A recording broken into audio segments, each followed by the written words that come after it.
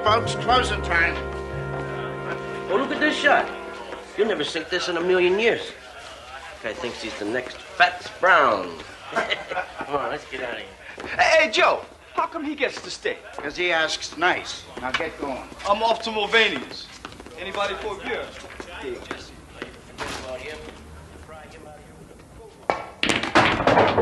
You see what I mean? You see what I mean? An impossible shot, but I made it.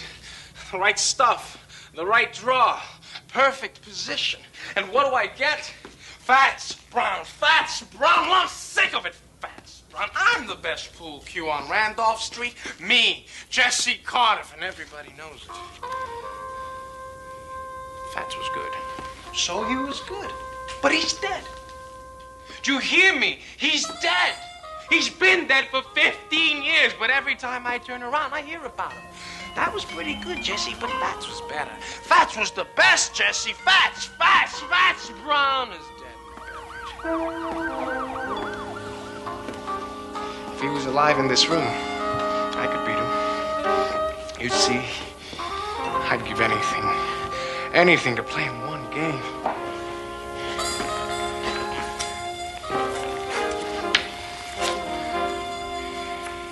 I'd show you who's best. One game. One lousy game. At your service.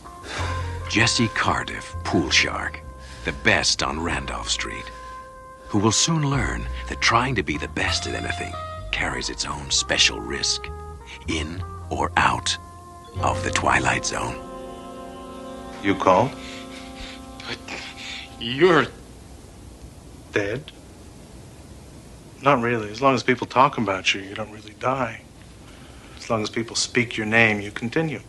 The legend doesn't die because the man does. This is impossible. Nothing's impossible. Just some things are less likely than others, that's all.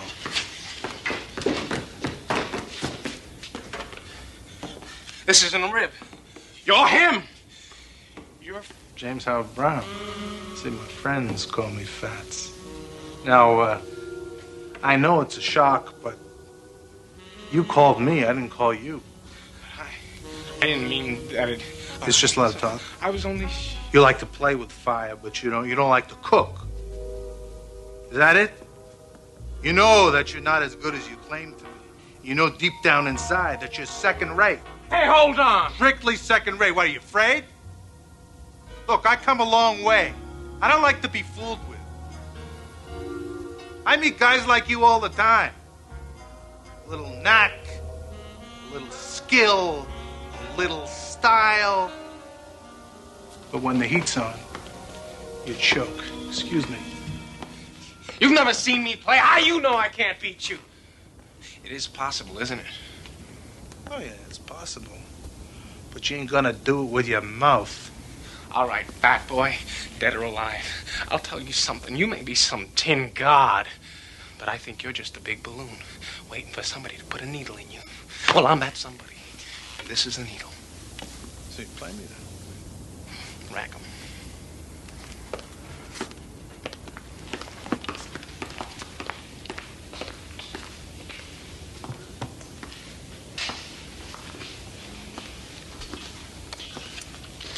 Steaks? Steaks? Yeah, there's something to make the game a little more interesting. And you're all of it.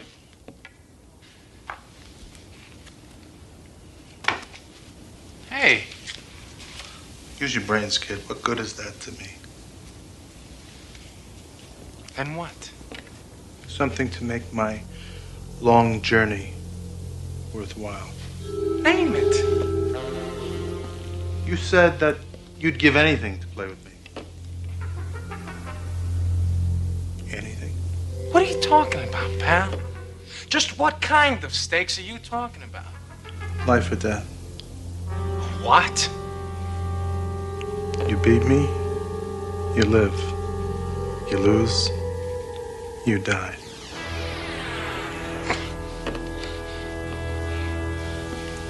It's interesting. It's interesting to see how much faith you have in yourself. You don't want to be the best bad enough, kid. When I was your age, I'd have jumped at the chance. But then again, I wasn't second rate. Hey, hold on. You say I don't want to be the best bad enough? You're wrong. Do you know how many nights I slept on this table? Yeah, I did that. I made a deal with the owner. That way I could practice after the place closed. I haven't seen a movie in years. I haven't read a book. I haven't dated a girl because it would take too much time from this table. That's a lot of talk. You'll never know till you risk everything. Stop pushing! Wait! Don't go. Then you accept the terms. Life or death. Rack the balls.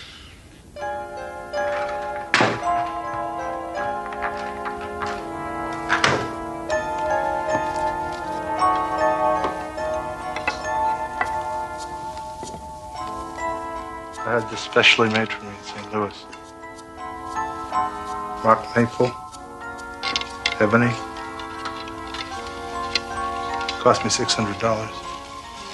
I've been making a living from it for about 25 years.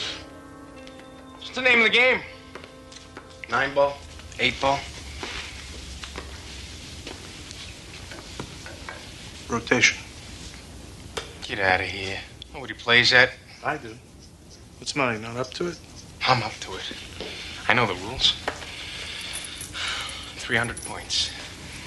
You toss for that break? Sure. Call it. Tails.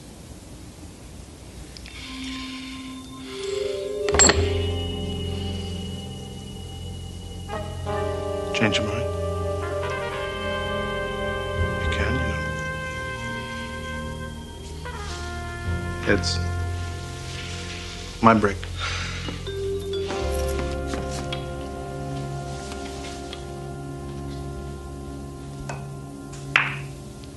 Two balls on the rail. A perfect break. No advantage given. Now it's your turn to scatter the balls.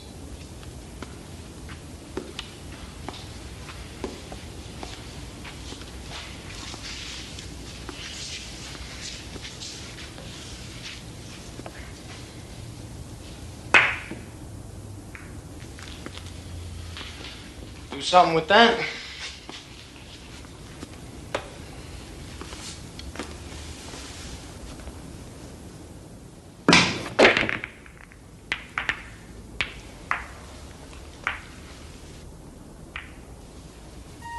Looks like you're sewed up.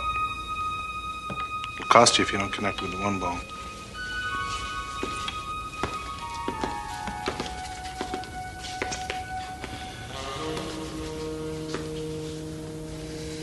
Bank.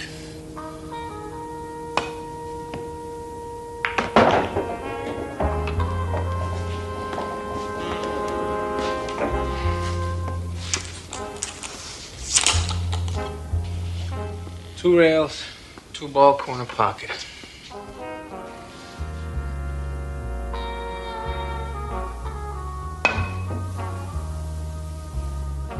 Did you see that, fat boy? Funny. No man can rise to the occasion when his life is at stake. 2-ball, 2 points. Not bad. It was great! You're like all the others. You keep trying to bring me down. When I was a kid, there were plenty of guys like you. Guys that were good at things. Like music, basketball, arithmetic. They'd do everything they could to make me feel this high. But you fooled them, didn't you? Right. I knew that somewhere there was something I could be good at. I had the eye for it.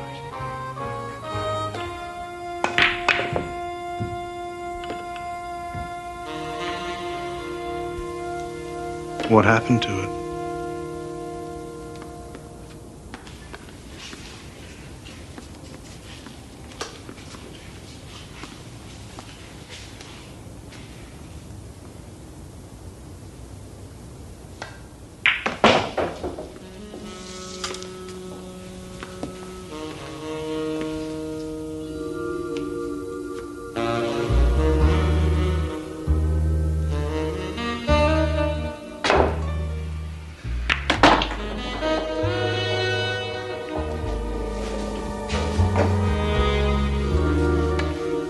5 ball, you scratch. And that'll cost you points.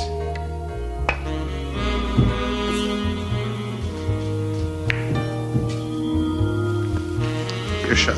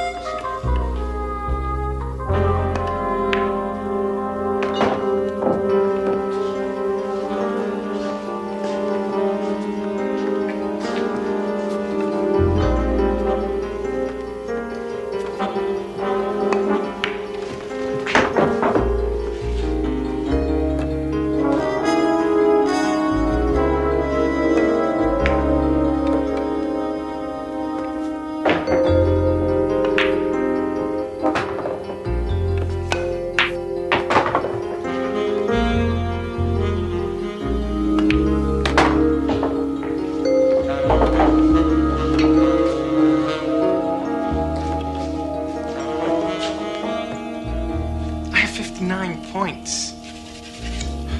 You have 7. Game's young yet, my friend. Very young. Shoot.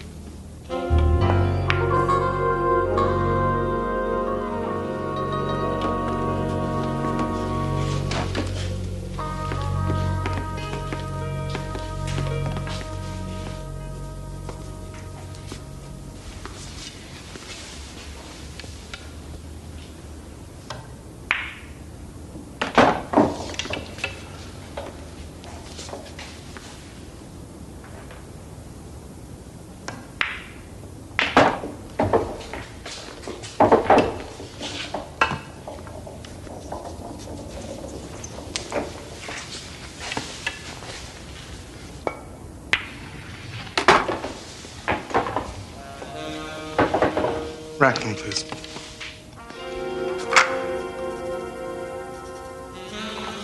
15 ball in that pocket, and a perfect break at the same time.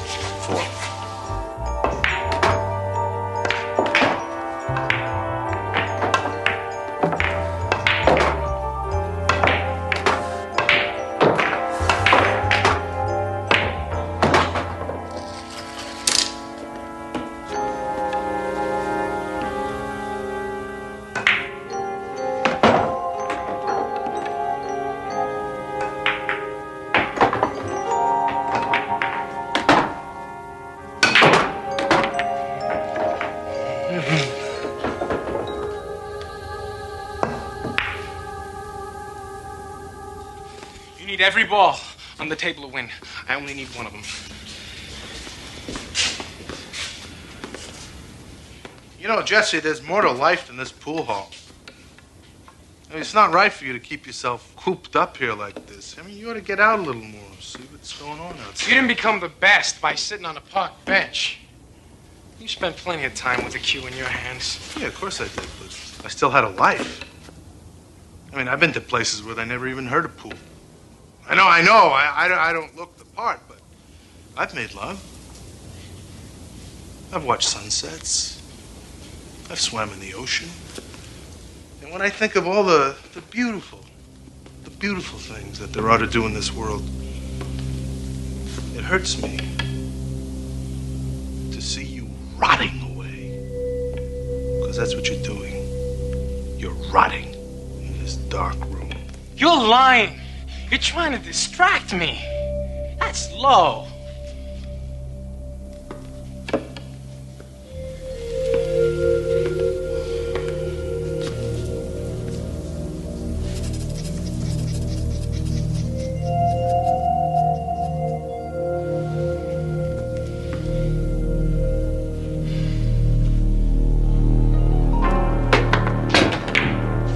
You did that on purpose. You make me miss. A little gamesmanship, a little pressure, and you come apart.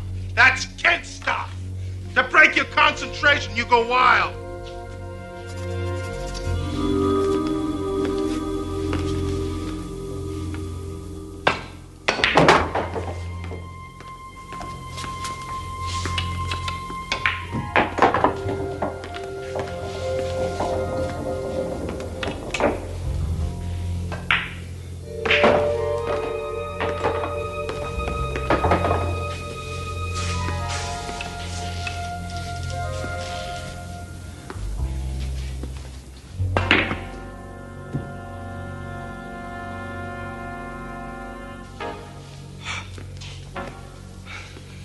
That's it.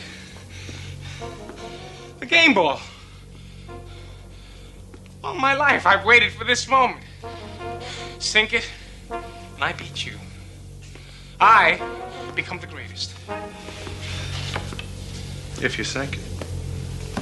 You're sweating. Why are you nervous?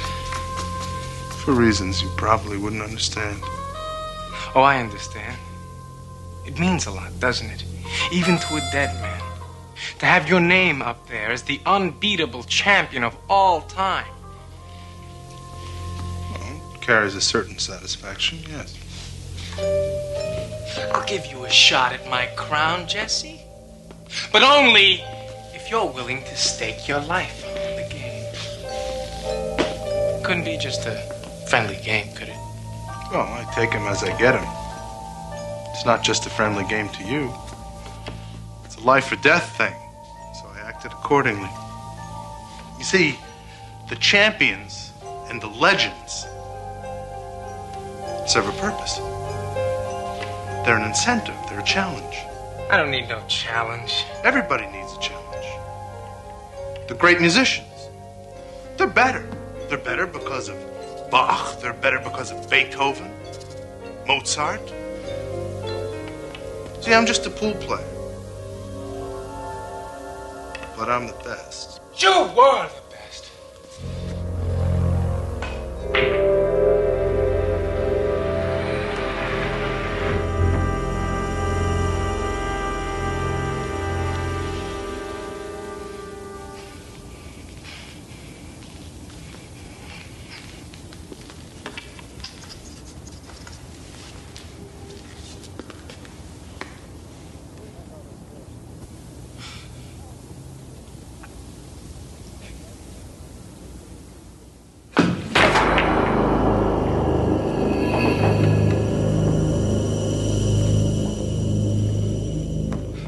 What are you waiting for? Get it over with. You said life or death.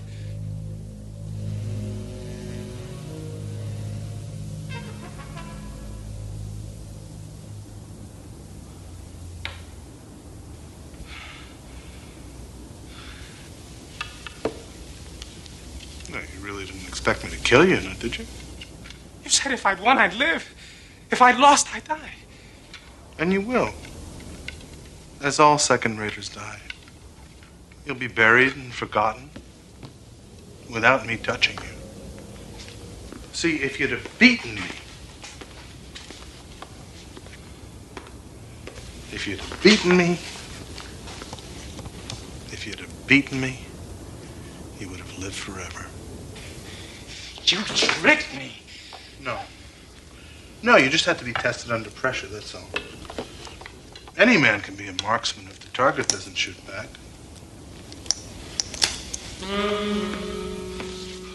Wait! It's not over! I haven't given up. I'll practice. Night and day. I'm still alive. I can be better. I will be better. From me again, Fat Sprout.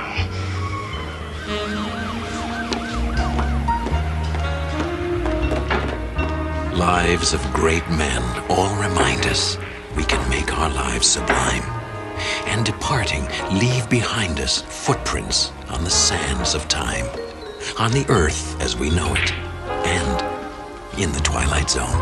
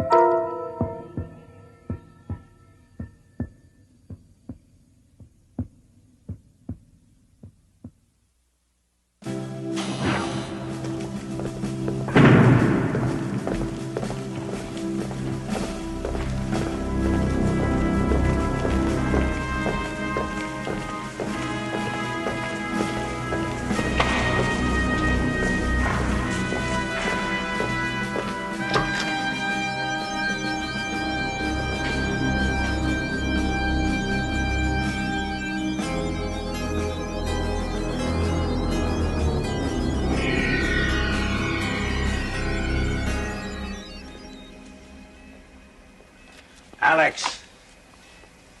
General? Ranks later, all right?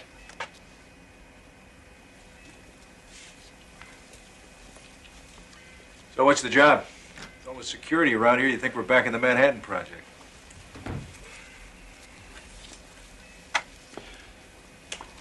2 months ago, this was a research lab. Government contract, particle physics, that sort of thing. Nothing unusual. Then something happened. The research team was running a new experiment on wormholes, theoretical subspace corridors like black holes, go anywhere in the galaxy in a second. Things got out of hand. When they cleared away the rubble, they found what's on the other side of that wall. Here. Better put these on. They'll help a little, but try not to stare directly into it.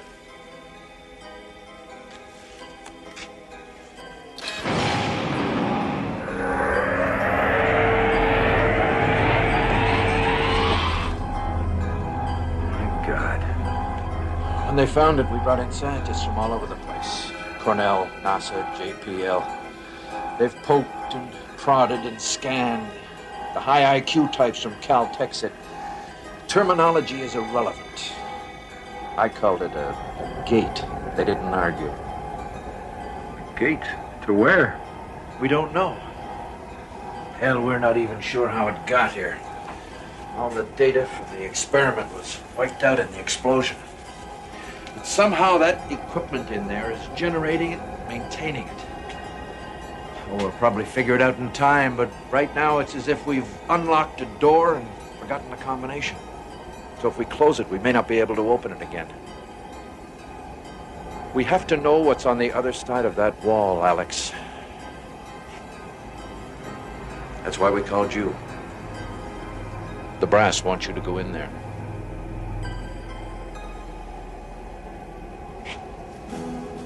Alexander McAndrews, former test pilot, with a paper trail of commendations and a closet full of broken records. A man for whom the unknown is to be faced, not feared, conquered, not surrendered to. Alexander McAndrews, who is about to face yet another unknown. But this one is unlike all the others, for this one burns at the very heart of the Twilight Zone. You weren't the first one on our list, Alex. They went before you. Second Lieutenant Emilio Perez, Sergeants Evelyn Marks, Len Sinclair, and a captain, Henry Kincaid. They volunteered. We gave them the best equipment we had. And one by one, they went in that gate. None of them have come back. No contact?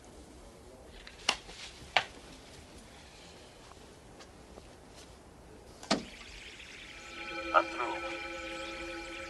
It became gone. There's something here. Can you see it? Can.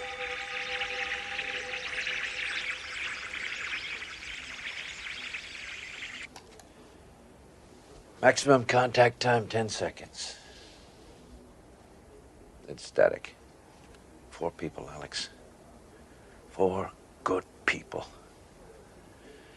The State Department wants to close us down. Just pull the plug. Try to forget it ever happened. Pentagon wants to push ahead on grounds of national security. But as far as I'm concerned, those people are still alive, and if there's any chance to rescue them. Understood. I didn't want you for this, Alex. You've paid your dues and then some. Don't know if you've heard, but I got the word last week. Seems like I'm getting a little bit too old to be a rocket jockey. Putting me behind a desk. I can't live with that, Greg. So, given the choice, it'd be a great way to go out, wouldn't it? You'll come back. If anyone can make it, you will. You're a good soldier, Alex. That's what Sarah said the day she left me. Good soldier. Always ready to follow orders, do his duty. Last chance. You don't have to do it. Look around, General. What else do I have? So where do I suit up?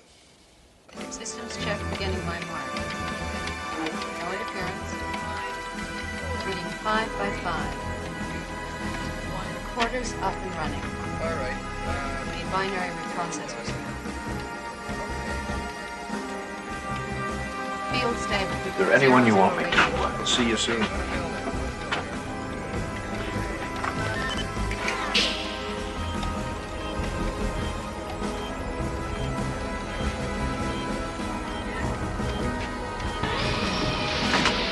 Goggles on.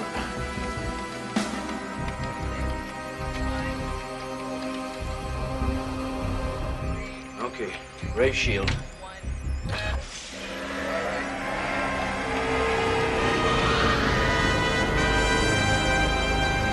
All right, Alex, we're cleared to proceed. Now remember, no heroics, strictly threat analysis. Just go in, take a fast look around, then get out of there. You copy? Affirmative, General. Entering the gate.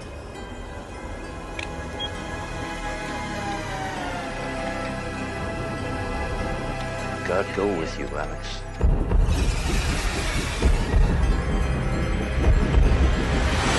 Pure white light. Have a sensor. Very, very fast.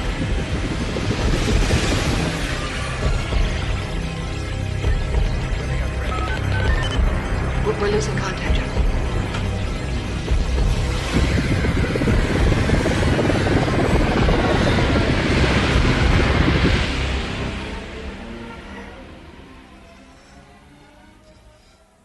ComCon. This is McAndrews. Do you read? ComCon? I repeat, this is McAndrews. Do you copy, ComCon?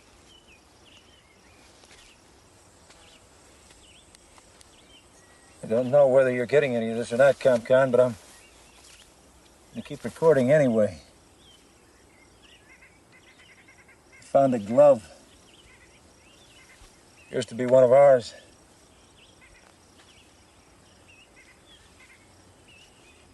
Atmosphere and environment seems similar to ours.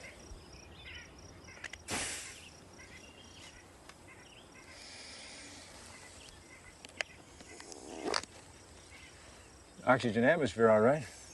Sweet, cool, crisp air. I don't see any sign of the gate from this side. Perhaps it's not in the visible spectrum here. Moving on. I'll continue to log entries at 5-minute intervals. Still no communication, General. Boost the signal. Well, I'm trying, but I'm just not getting anything. Damn it, boost it some more. Come on, Alex, talk to me. Where the hell are you? Welcome, Major. Kincaid? Captain Henry Kincaid? Present and accounted for, sir. We've been waiting for you. Well, not you in particular, but somebody like you. But I'm happy with the selection. I can't think of a better choice for their needs or ours. Excuse me? Everything will be explained in time, Major. In the meantime, please, if you will come with us.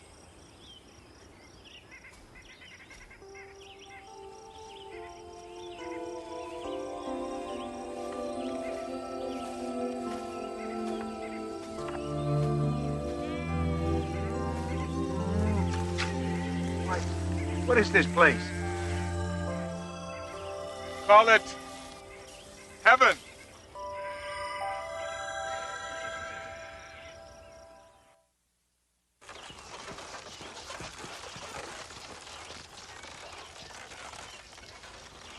All I want is a simple answer to a simple question. Where are we? What is this place? Lieutenant Paris, sir.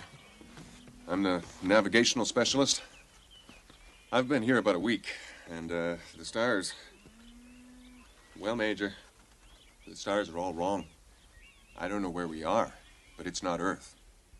And frankly, I don't think we're even in the same neighborhood anymore. Why haven't you tried to get back? We can't go back.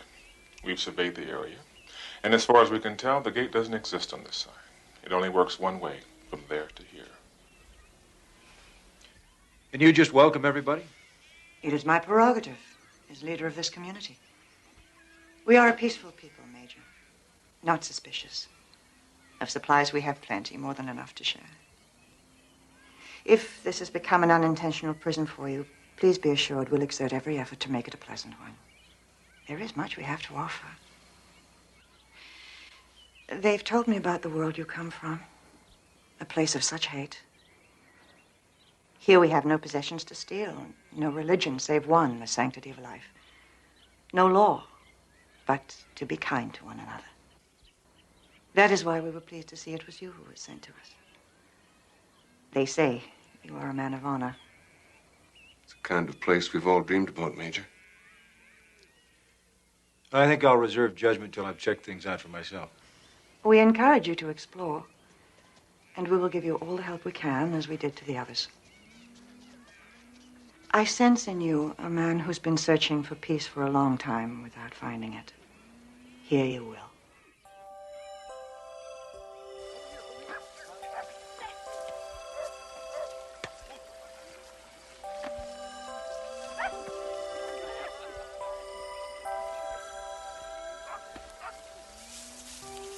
You do not play, Major? Too old, I guess. That will change. I'm not quite as old as you think. Have you had any luck trying to find the way back? None, you were right. Dawn to dusk, we searched every square inch of the area I came through. Nothing. It's a funny thing, though. The more time I spend here, the less I begin to worry about it.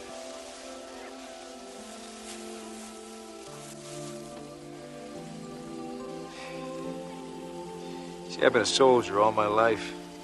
My father was, and his father before him. They said you have to fight for what you believe. They never told me what to believe. They told me I have to follow orders. They never told me why. Stay busy enough, though, and you don't worry about it. You have a family? Not really. My wife left me about a year ago. Said she didn't believe in bigamy. Couldn't compete with honor, duty, orders.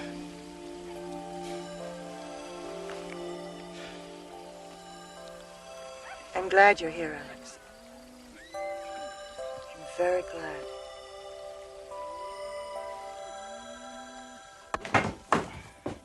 Evening, Major. I think Alex will do for now. You seen Baron? She was here a little while ago. She'll be back in a few minutes. Thanks.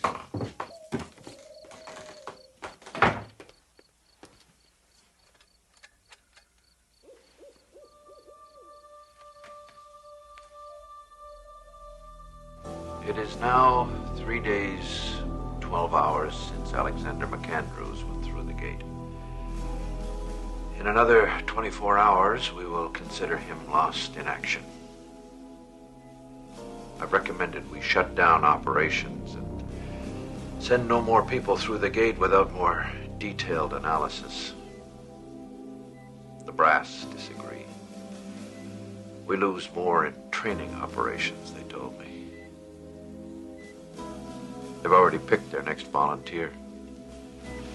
He comes highly recommended. I don't know him. Thank God for small favors.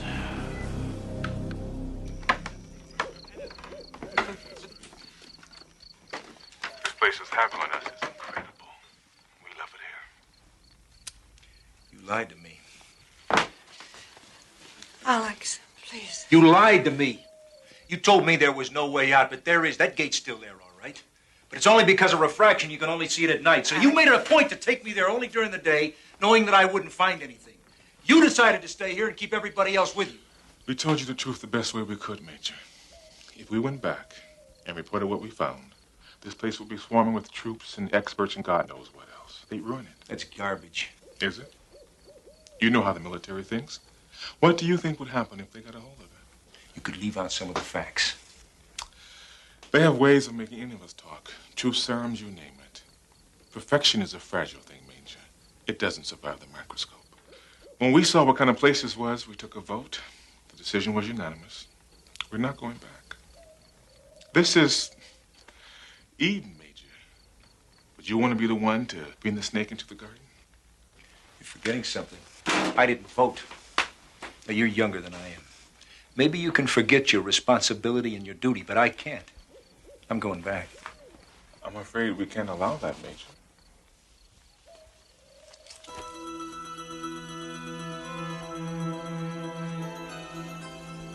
See how easy it is? The first solution of the angry man. How many other guns you want to turn loose here? I don't want to hurt you, Kincaid.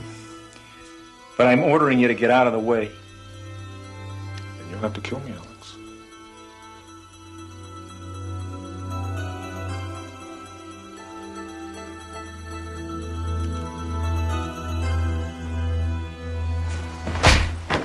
No! Alex!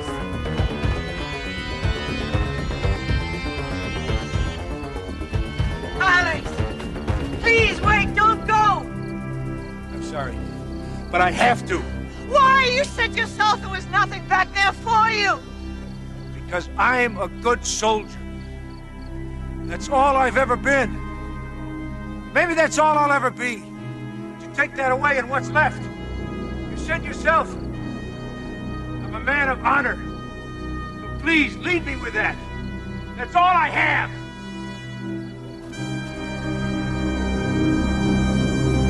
So you're convinced they're a totally agrarian society?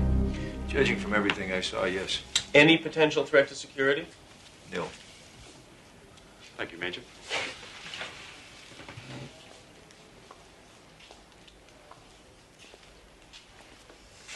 I think we're in a perfect position. The press isn't aware of the situation. It's a whole new frontier.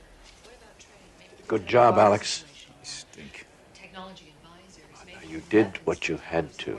You followed orders. Yeah. Keep the guns in our hands. Yeah, I did that, didn't I? I kind of like the symmetry of that. Well, I still think it's worth considering. I think you're overlooking the strategic value of this situation. The first strike potential is enormous. There's nowhere we couldn't hit with troops or tactical nukes in a hot second. Hell, we could even store the stuff up there, and no one could take it out with a first strike. Tell me something, Greg. Get their hands on the same technology. Would you have let the snake into the Garden of Eden? Fortunately for me, that wasn't a decision I had to make. Why we have to go in now, so that we can call the shots.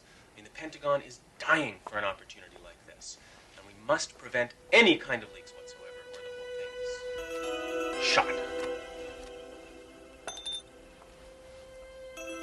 What if we can open up more gates between their world and our Earth? We can use it as a transfer point for troops and material. Clandestine and preemptive actions could be achieved without detection. Alex! Alex, stop! What the hell are you doing? What are you doing? Hey, tell the brass that perfection is a fragile thing. Tell them I did my job. And tell them I retire. Stop! Close that gate! What's going on?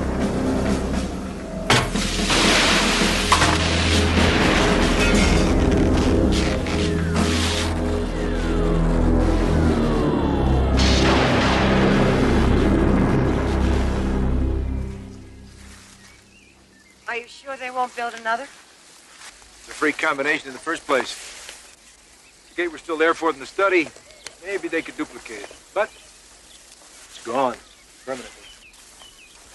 So what do you do now? For the moment, absolutely nothing.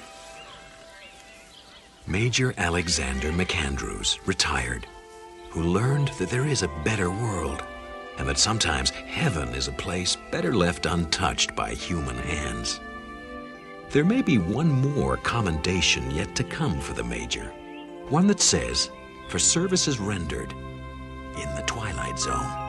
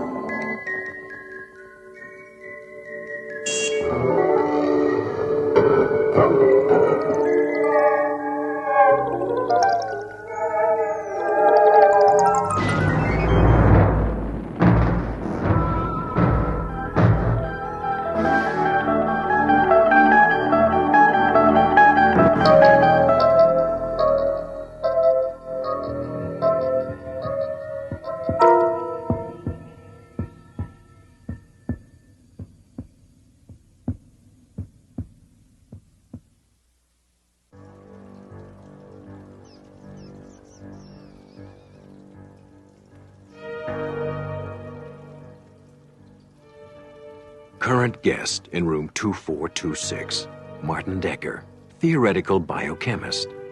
Checked in for observation a week ago. It seems he was displaying antisocial behavior, wrong thinking, and other intellectual crimes against the state. Diagnosis: schizophrenia, curable only by intense therapy sessions, followed by a full confession and disclosure of the facts. Once cured, Martin will be released or buried.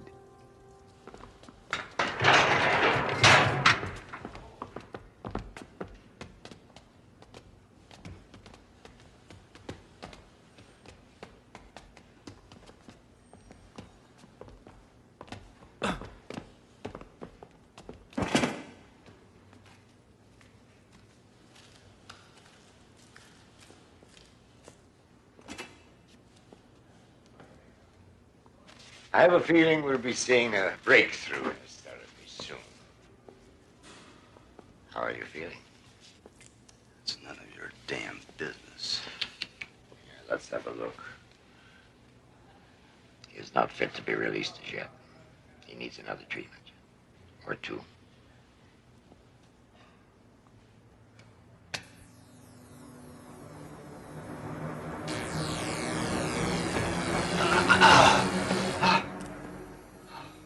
You could make things very simple by telling us where to find the notebooks. Notebooks? What notebooks? Oh, dear. We're going to have to start all over again.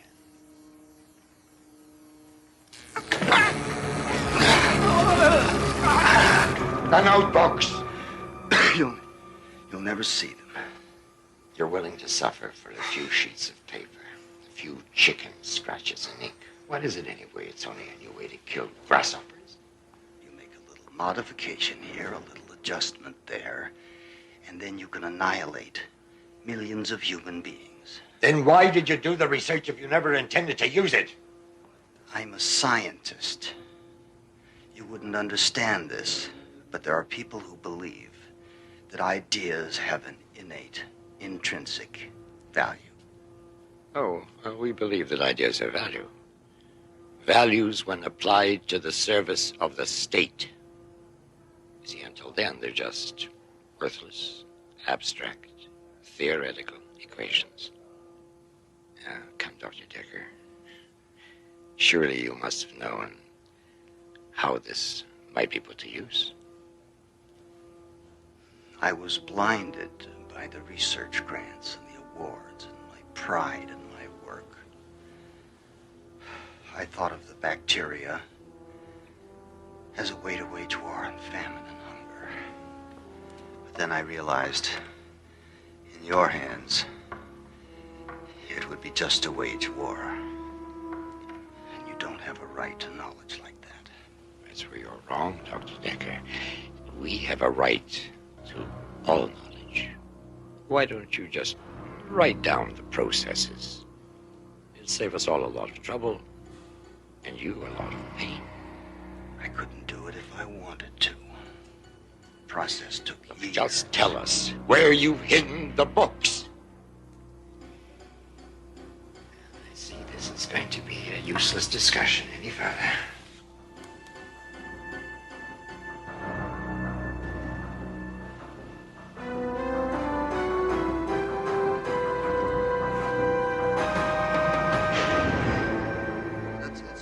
Wrong. Oh, come on, Martin. You know, your pragmatism blinds you. There are many things which are important, yet cannot be measured in any scientific way. Amory, it was you that taught me to be pragmatic and to insist on empirical data. As a scientist, yes, but as a human being, it is also your job to dream, to believe, to be committed to great truths, besides the physical laws. What truths? That knowledge is power, that there is inherent value in the human life, and that great thoughts do not come from a mind in shackles. Oh, what about Gandhi? He did his best thinking in prison. Only his body was imprisoned. His mind was free. There's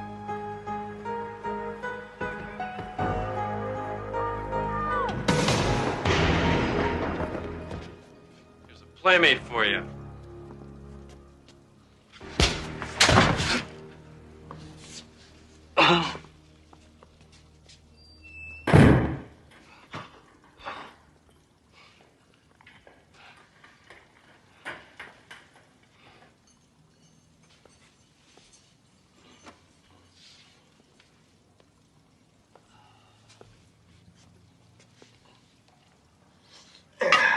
Gone now. Thanks. It looks like you're going to live.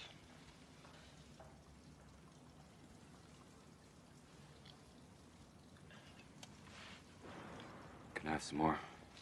There isn't any more. Till morning. What? You gave me the last? Yeah, that's all I'm going to be able to give you. You're on your own now.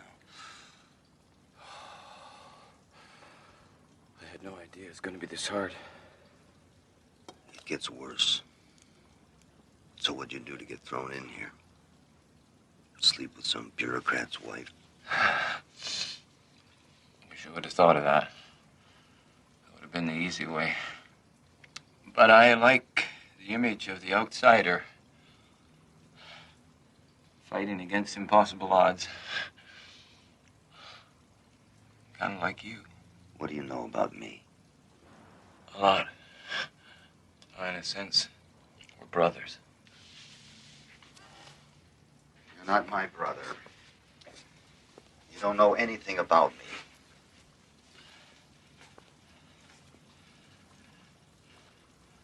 I know enough. Oh, really? I know about the notebooks.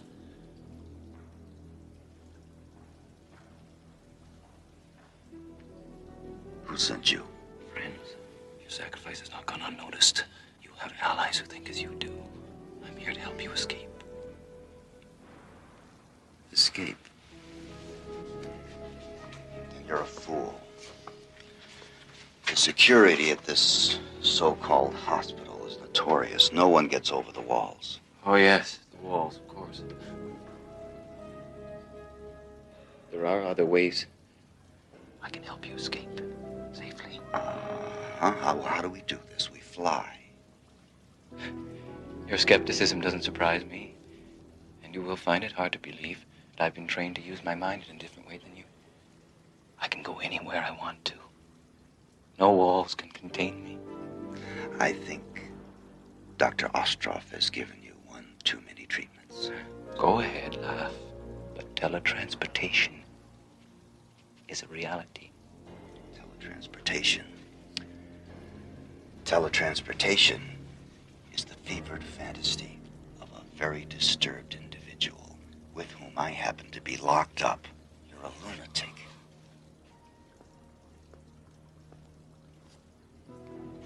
It does sound ridiculous, doesn't it? Yes, that sums it up very well. Is it so ridiculous to think that men can transport themselves with the powers of their minds when they already use a simple beam of light to carve holes in granite and knock satellites from the sky? Shining a beam of light from here to there is very different from teletransporting matter. Is it?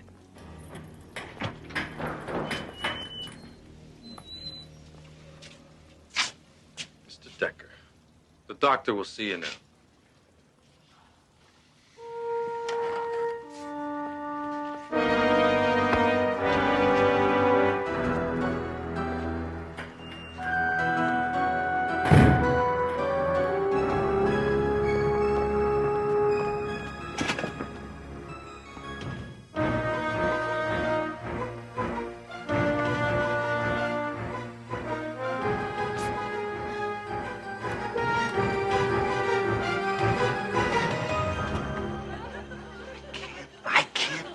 We're here. See how simple it is?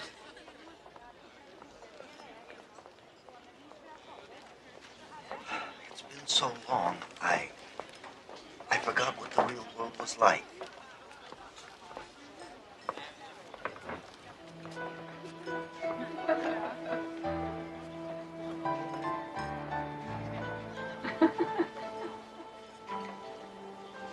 And all you had to do was believe. Really believe. Where are the notebooks? Are there copies? Where are the notebooks? Where did you hide them? Are there copies? Turn it up. Where are the notebooks? Are there copies? Tell me about the girl. She was very beautiful. She sat right next to me. I could almost touch her. I don't want to think about it. It was a drug-induced dream. Another one of Dr. Ostrov's tricks. We can't let him beat us. Let's finish our chess game. Maybe that'll keep us focused.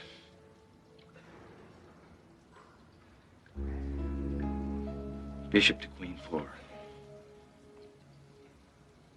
Bishop takes pawn.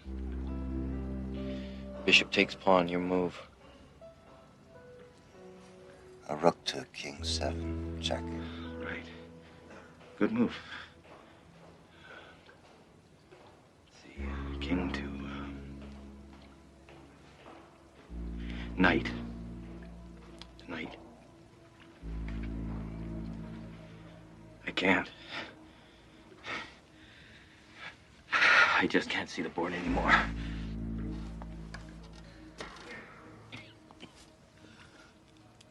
I want to help you, friend. But I'm not sure I can hold out much longer.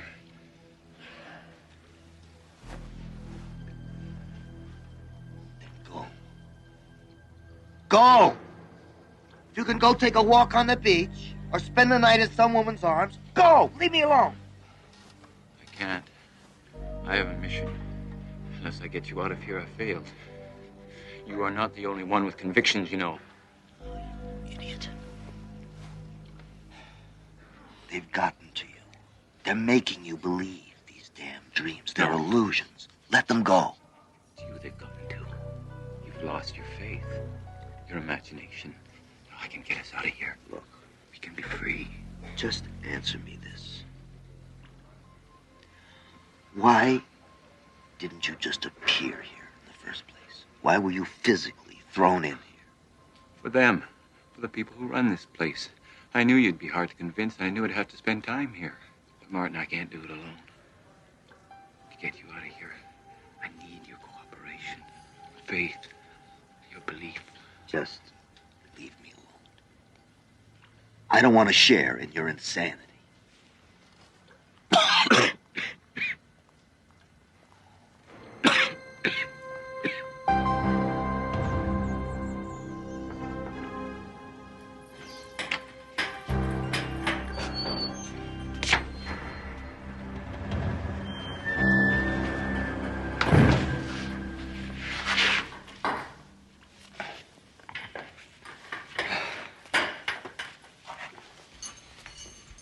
You don't need to suffer like this, my friend.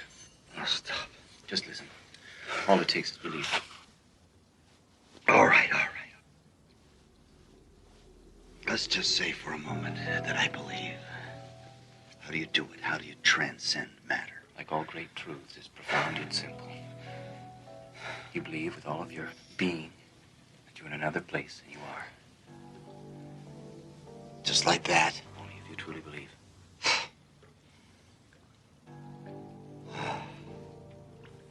What does it feel like? It's kind of hard to describe.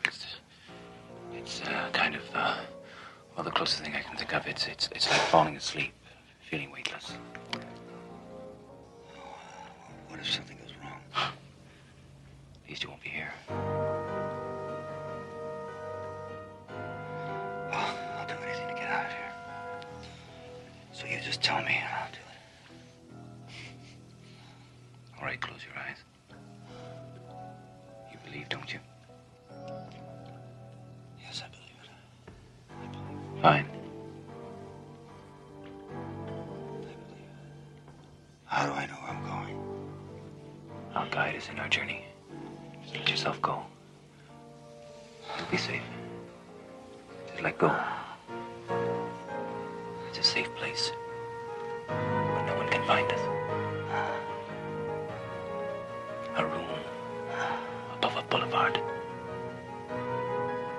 safe place.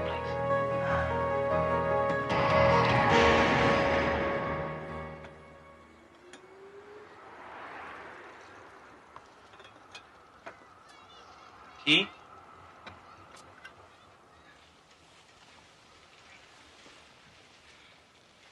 What is this place?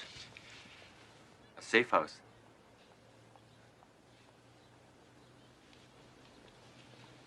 Please, you mustn't do that. We can't run the risk of your being seen from the street. There are more lives at stake than just yours.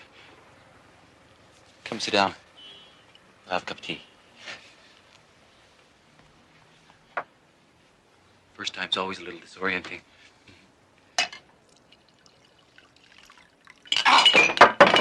Why'd you do that? I just wanted to make sure that it wasn't a dream. You convinced? I can't believe we did it.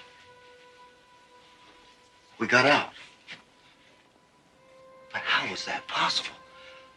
I have to understand the mechanics of this. It has to be some kind of biochemical energy exchange. How do you work it? You made it work. Yes, I did, didn't I? But how?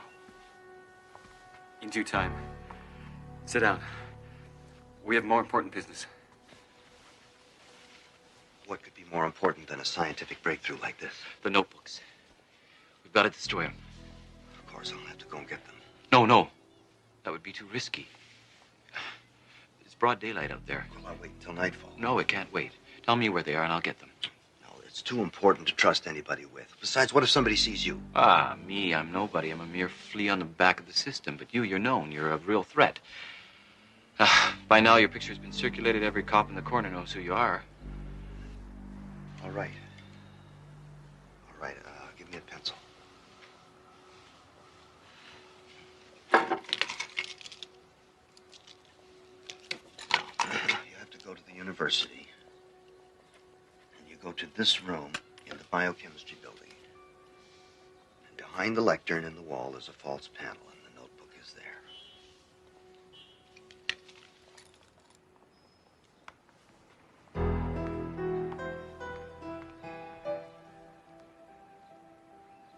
I won't let you down.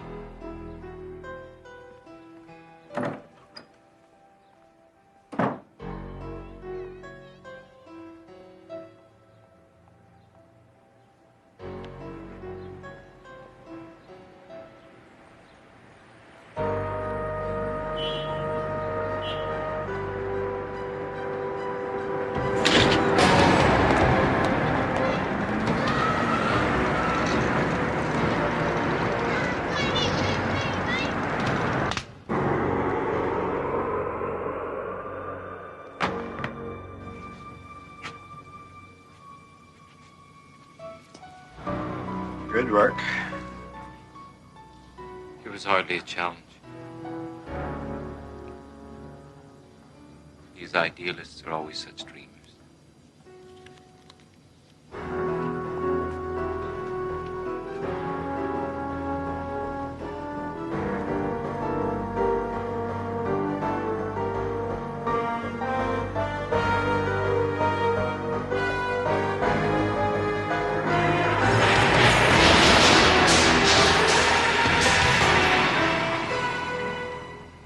He's gone.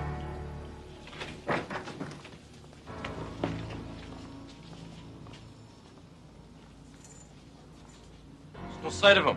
Close all the exits. You understand that if he's not found, you will be held fully responsible. But it was just a trick. I couldn't have actually done it.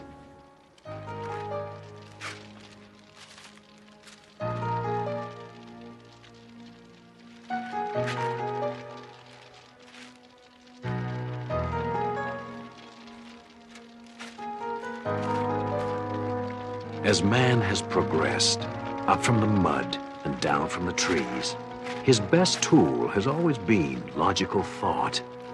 That tool has taken us in a grand arc, from the first flint against steel to the apocalypse of colliding atoms. What Martin Decker, man of science, has learned is that every once in a while, we must step out of the confines of logic and take a leap of faith into the Twilight Zone.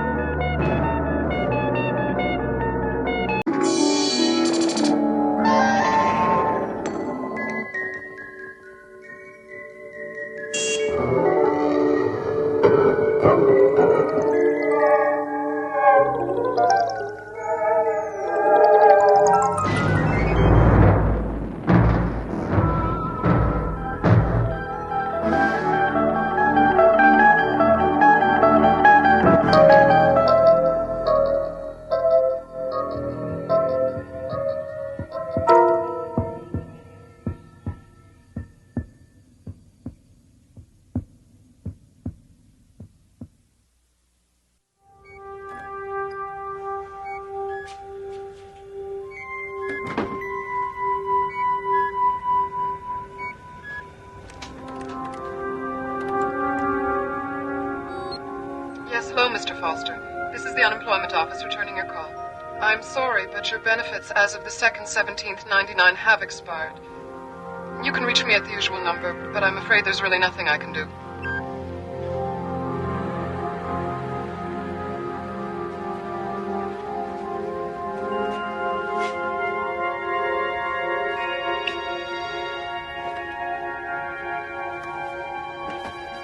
The year is 1999.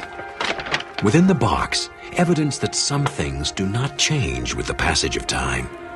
Its contents, the collected debris of a shattered life, now valuable only for the dimes and nickels they can solicit from a third party.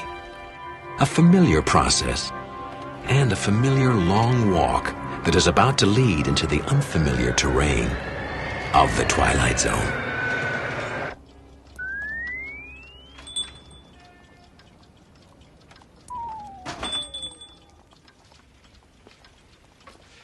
Yes, sir. Something I can help you with? Well, I'm afraid I'm not buying. Selling then. Yeah. Bring it over here. Let's see what you got. I know it's not much. You know how it is. Hard times, lots of things going wrong. Mm-hmm. I guess you hear that a lot in this business, huh? Yes, I do. $50. The watch alone is worth that. Make it 60 then, but that's as high as I'll go. There's a depression now, you know. You can take it somewhere else, but you won't get any more, and when you come back, the offer will be 50. Flat. Couldn't you make it 65? Done. Sure you've nothing else to sell? No. You weren't sent here, were you? Referred? Referred? No. Look, if I had anything else to sell, it'd be in the box. I got nothing left. I'll tell you what I do have. A gut full of pain. You want to make me an offer, go ahead. Now, what's the going price for pain these days?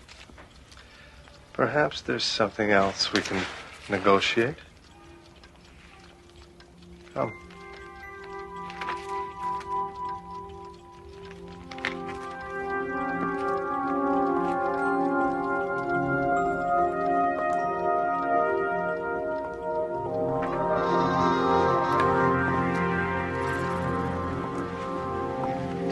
You're familiar, I trust, with memory dipping? Only what I read in the papers. Seems to be the big trend these days, renting people's memories. Yes, it's become quite popular among those able to afford it. The usual practice is to scan a subject's memories and copy them onto a computer chip. You can take a skier, copy his memory of his best race, And by plugging into that, you can experience what he felt. His feelings, his thoughts, the way the snow felt under his skis, the roar of the crowd at the finish line. A fascinating concept, is it not, Mr. Foster? Mr. Foster. Unfortunately, copied memories are not as vivid as some might like. It's like seeing a video that's been dubbed too many times. The color is washed out. The experience less than 100% real. So, a market has developed for connoisseurs looking to sample a far more intense experience. For that, they require not dubbing, but direct transference. We go in electronically and slice away memories. A minute, an hour, a year. We can remove these memories and store them for use by others. And the experience is quite painless, of course. And illegal. Eminently. And the wonder of it all is the product is not a distortion of reality. It is reality distilled. For those who buy, the risk is quite worthwhile. As for those who sell, the rewards are quite reasonable. How much would I get? Depends on what we can find. I've never really done anything special. Unnecessary. Look at the soap operas, Mr. Foster. No alien invasions, no vast sagas. But they know the value of voyeurism. And so do I.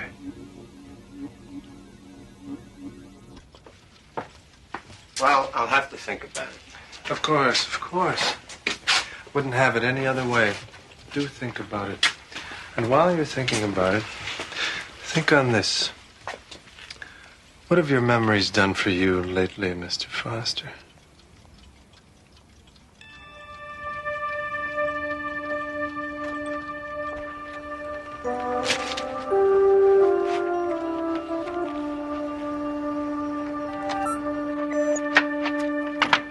Third reminder, Foster.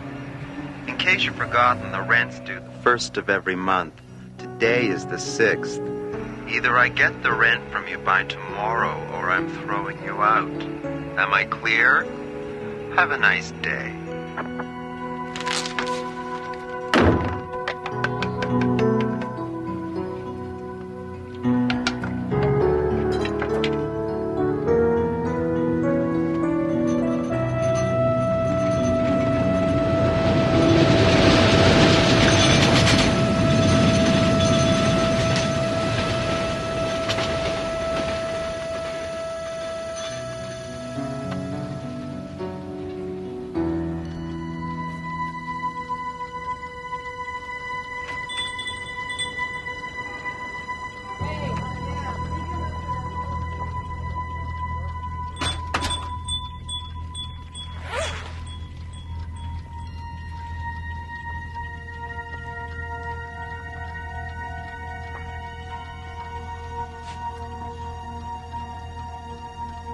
It's not fair, you know.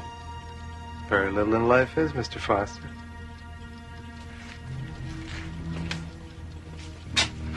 I've just had a very good offer from a fellow who collects high school graduations. It gives me great pleasure in presenting this next student not only with his diploma, but also with this watch in recognition of his leading the fundraising for the new gymnasium. Congratulations, Simon Foster. Mr. Foster? Mr. Foster? Mr. Foster?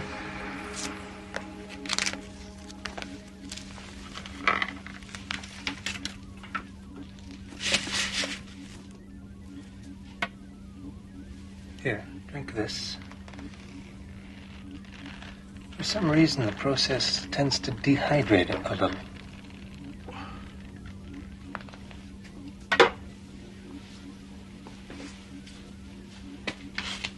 A perfect transfer. How do you feel? I don't feel any different. Of course not. But now there's just a tiny gap in your memory. Just so.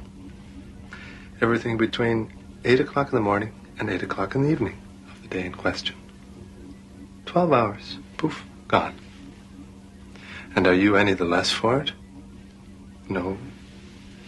In fact, I would dare say you are quite the richer for it. Well, good doing business with you, Mr. Foster. Next time... No, there's not going to be a next time. I just needed enough to get ahead a little, that's all. Thank you for your help. As you say, but if you should ever change your mind...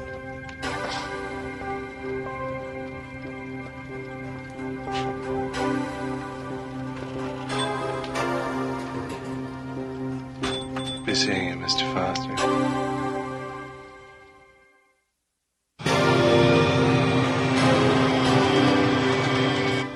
600, 620, 625. Thank you. Now, if you don't mind. Next month, too. New policy. Got a lot of transients coming through here. Owner says we have to have an extra month's rent. Can't do that. Look, I tell you what. Why don't you go running off to the Housing Commission and tell them all about it? And maybe when you get back, you'll find your apartment rented. One of those clerical errors you hear so much about.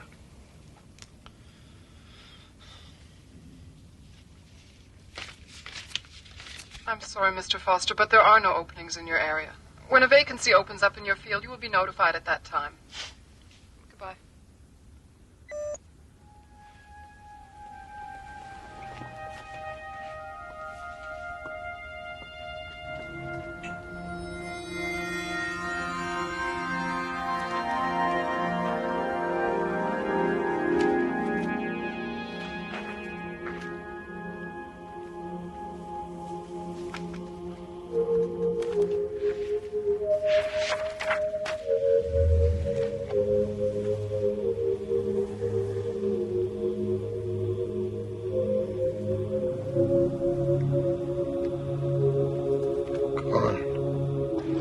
You're in luck, Mr. Foster. I just got a call from someone interested in buying birthdays.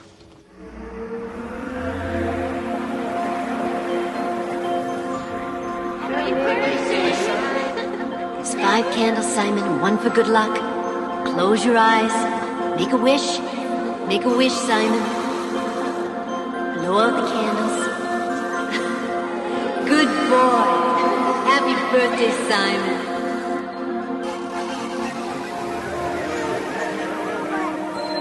Darling, look at Simon. He's taking his first step. Look! That's my boy.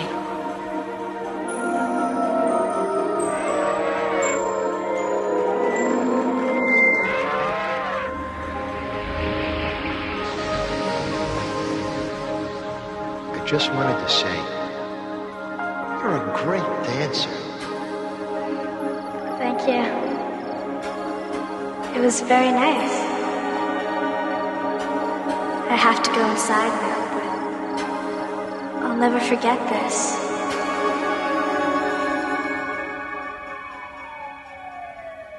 Punctual, Mr. Foster. Very good. We have a job in the repair field which your record indicates you're perfect for. We just have to ask you a few questions. Strictly formality, you understand. What high school did you graduate? Cliffordville High, in Madison. With 2 years of junior college. What was your major? I think it was... Your resume lists engineering. That's it. If you could just give me a minute, I think that I have some records around here somewhere. I'm sorry, but we are pressed for time, Mr. Foster. If you're not ready for this interview, you should have... No, I'm ready. Sorry. Go on. Please describe your training in that field during your college experience. Well,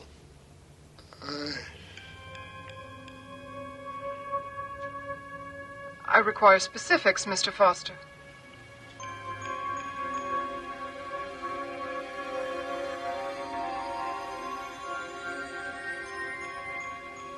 I'm sorry, Mr. Foster, but if you're not going to cooperate... Wait, please. It's difficult sometimes. It's difficult for us all, Mr. Foster. The unemployment rate is 32% as of this Monday. And there are many applicants who are looking for this job. Wait, please. If you just give me a chance. Please resubmit your application to Central Processing. Good day, Mr. Foster. You can't do this to me! Come back here! Come back, damn you!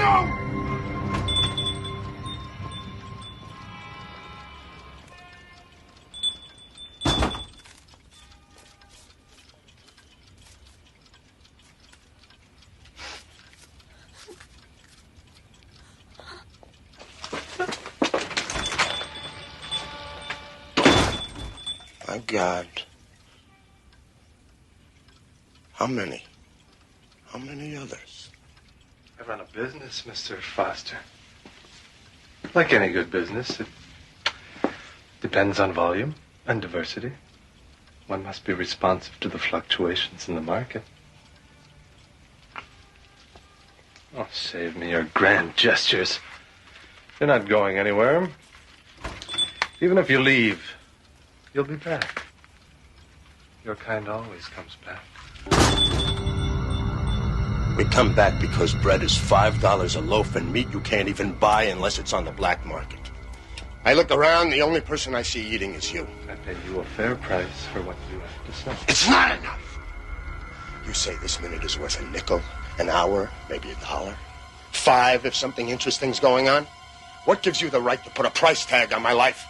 I didn't. You did.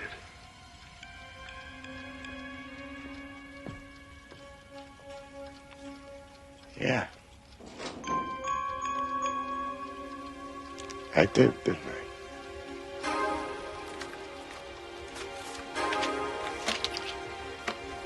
So what'll it be today, Mr. Quint? Trip to the zoo? Ride on a roller coaster?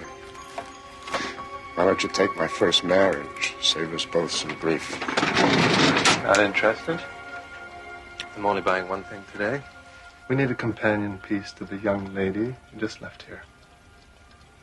We want to buy the first time you made love. I can make you a very good offer. No. Take it or leave it. That's all I'm buying at the moment. Walk away, and who knows if I'll be buying anything else.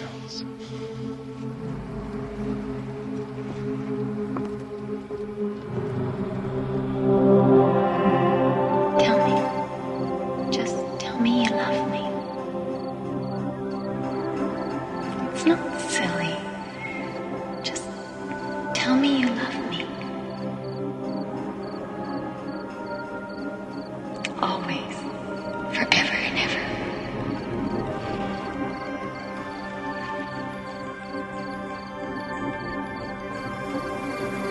That will be all?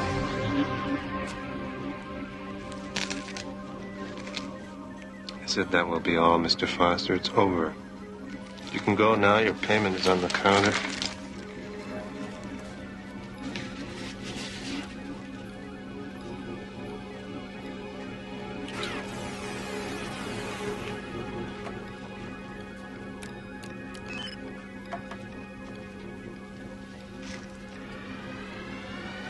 She's in here, isn't she? Don't touch the equipment. You might damage something. You know, they say you can always remember the first time with a woman. I guess now I'm the exception to that rule. Very good. Now, if you'll please just... I want her back. I changed my mind. Just take your money and go. I want her back. I want her back in my head where she belongs.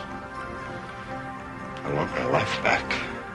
You've got my life. I want it back. You give me my life back. Yeah, I want my life back, damn you. I haven't got it. I sold it. Don't you understand? It's not here. Then get it. I can't. Well, I suggest you try, because right now I don't have anything much to lose. I want a life. I want to be whole again. Now! There is a way. But it's not perfect. Well, like you said, Mr. Quint, what in life is.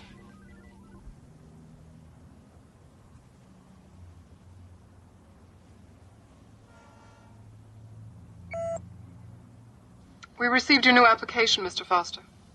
Very professionally typed. Did you have it done by a service? No, ma'am.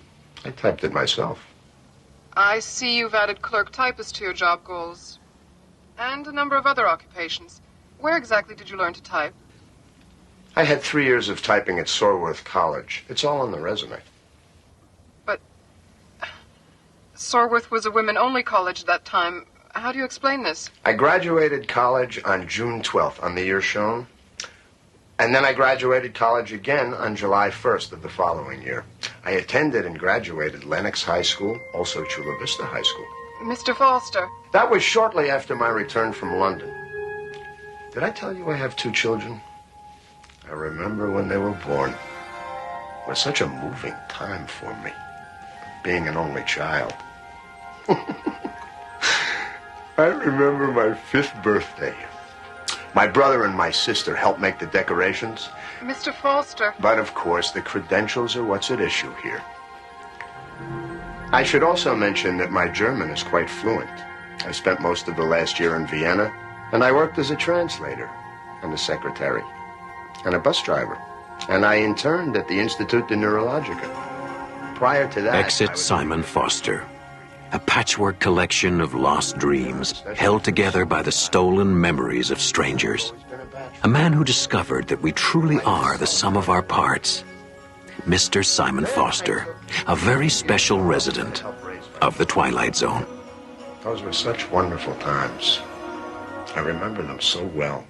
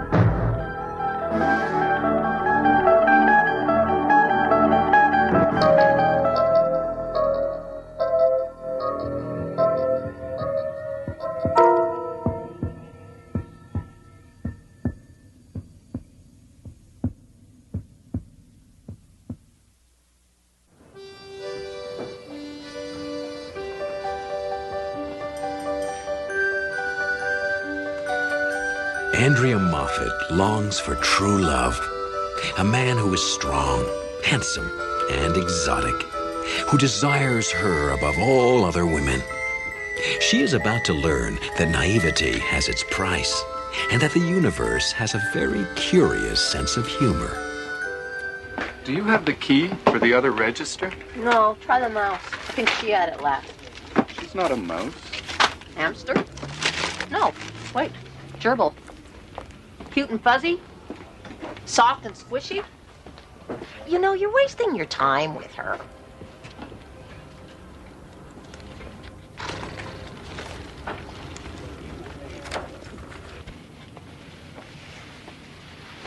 Hi. Elaine said you had the key for register 2. Oh, yes, I do. It's over there. It's no problem. Andy, I was wondering if you're doing anything after work tonight? That's nice of you to ask me. Yes, I am. I'm busy. But thank you.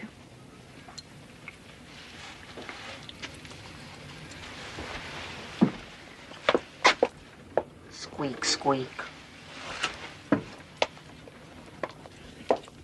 You know, you really shouldn't pass up Carl. He's not such a bad catch. I mean, someone like you can't afford to be choosy. Quiet, I mean. I know, but he's no Prince Charming. Honey, there ain't no such animal. There are lots of other kinds of animals. I can tell you all about them. They're the ones who would rather chew their arms off than stay until morning. And then, of course, they're the ones who expect you to make breakfast for them as a reward for their performance. Lane, you said you were going to give up those downers if they ever catch you. But they won't. Because my dear, sweet friend Andrea's going to watch out for me, isn't she? One of these days it's going to catch up with you. If I didn't take these, I couldn't sleep. If I couldn't sleep, I couldn't work. We wouldn't want me to lose my job, would we?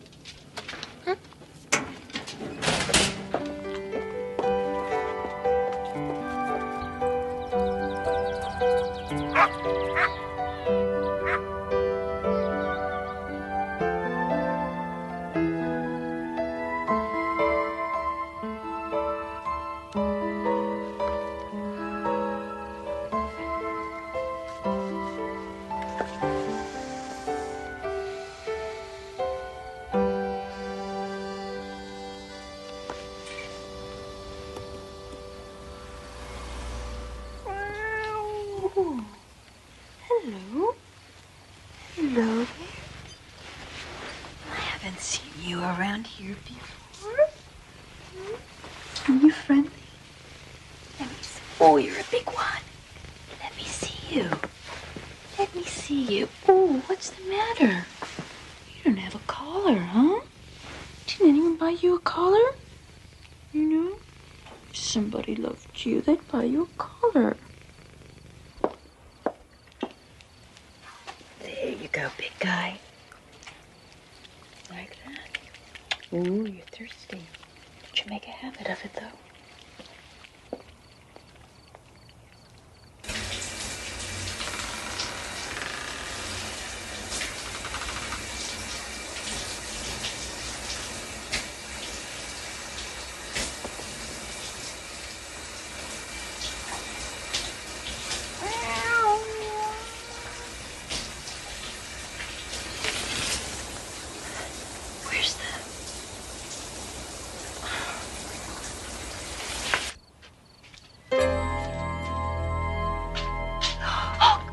Scream if you must. I've checked out your place.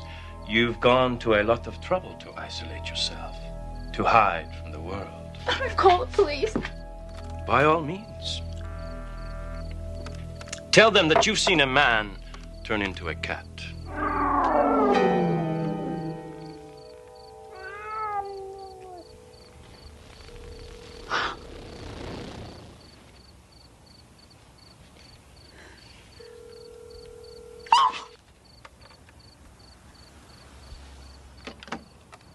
You really must buy a better brand of coffee. Now the Turks, they knew how to brew coffee. Even if they were barbarians. I won't hurt you. I came from Provence, originally, a long time ago. I was called Guillaume du Marchot. I had a great talent for two things, singing and making love. One night, I was caught making love to the wrong woman, or rather the right woman at the wrong time. Her husband could do things you call impossible today. He cursed me to remain forever in the form of a cat, only able to become a man again at night. But it's not such a curse. I have spent centuries loving women, showing women how to love. Women like you. If you ask me to go, I will go. But I promise you, you will never see my like again. Never feel the things that I alone can make you feel.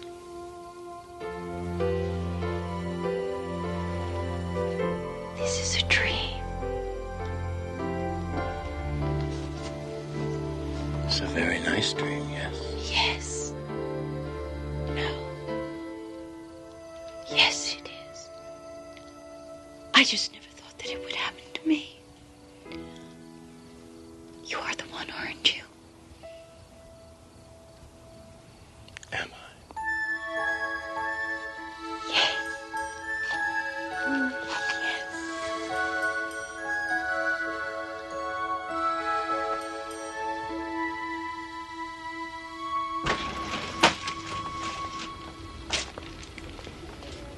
Morning, Elaine.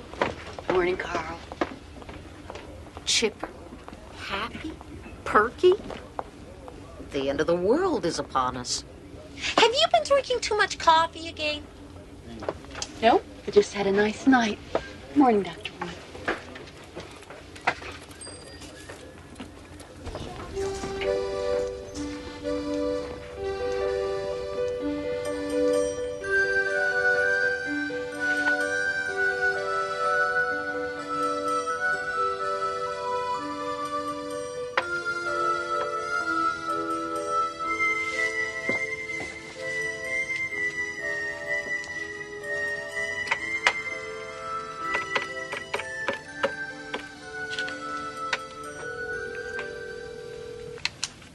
What's he going to do?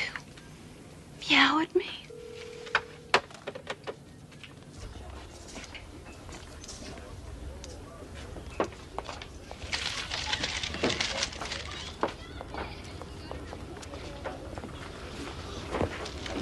You sure you don't, need some of these? Would you please put them back? Just trying to be neighborly.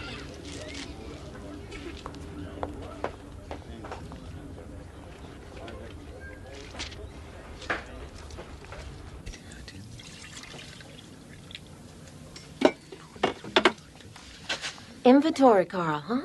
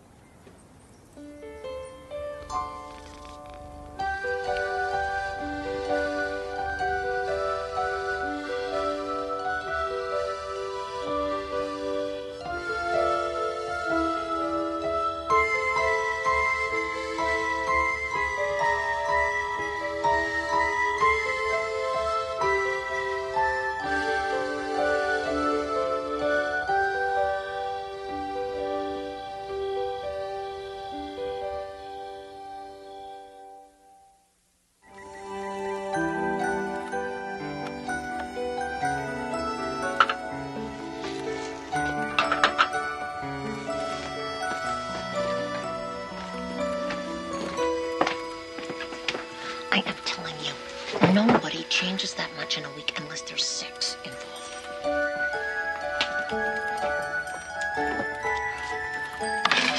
Oh, that's $36.75. What I would give to be a fly on the wall. As opposed to a bat in her belfry? Is that a remark? Hi. How are you? You know what? I have something for you. I have a present. Here it is.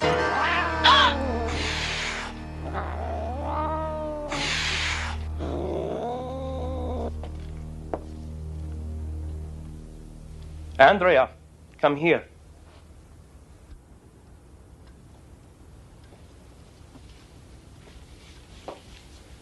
What were you thinking of? What do you think would have happened when I tried to become a man with this around my neck? I'm sorry, Guillaume. I just didn't want anyone to pick you up as a stray during the day. I didn't think. I haven't survived this long by letting some fool of a woman put a collar on me. No one owns Guillaume de Marchaux. No one. Do you hear? I'm sorry, Guillaume. I bought some other things for you. Shirts. Socks.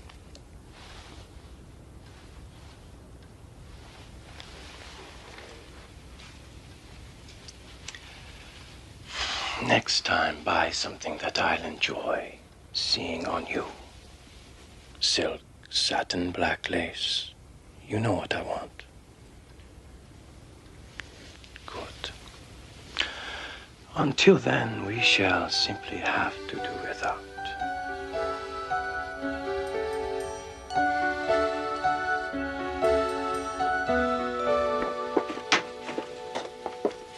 Long lunch.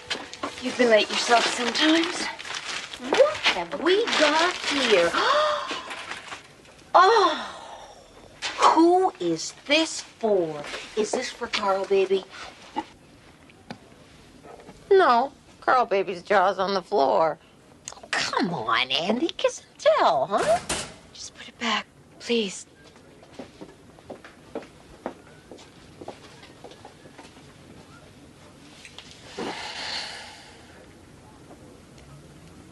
I think it's about time a certain fly made an appearance on a certain wall.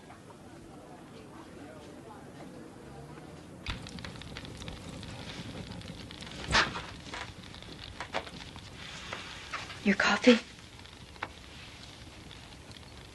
I have a surprise for you.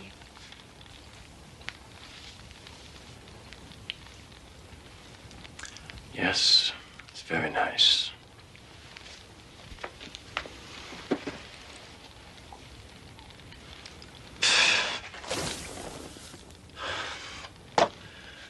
How many times have I asked you for one simple thing?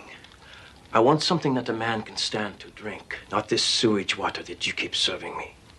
I'll get some tomorrow.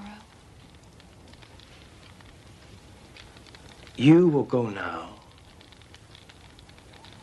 or I will leave.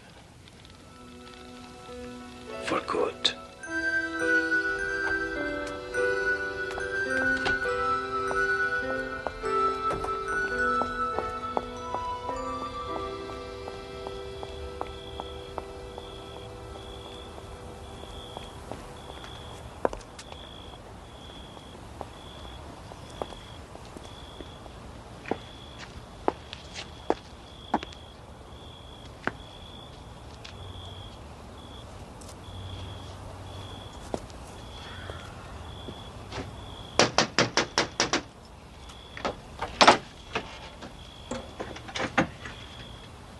Hi, I'm a friend of Andy's. Can I come in? Lately, Andy's been so, tense at work. I just thought I'd, stop in and see how she was getting on. I've heard a lot about you. Oh, nothing bad, I hope. That depends on what one means by bad, does it not? Hmm. We have 20 minutes to become acquainted.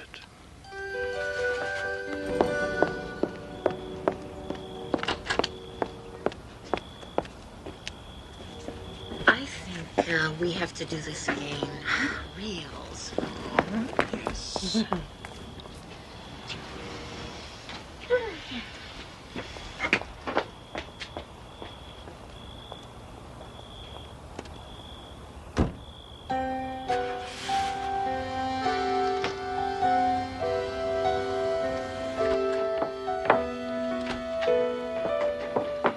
You just missed your friend, Elaine. I know what kind of a friend she is. How could you? I thought you loved me. Spare me the cliches. This isn't a scene from one of your silly books. I've been here too long. It's time I left. Oh, no, Guillaume. You can't. I love you. It is the way of the tomcat. I've had my fun, and so have you. Love had nothing to do with it.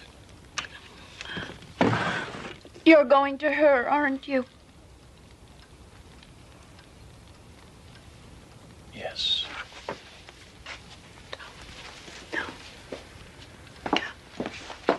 Oh, Guillaume. Please, don't go. Just one more night. That's all I ask. Please.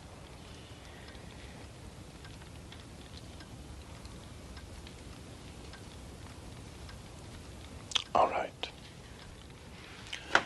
One more night. I'll make some coffee.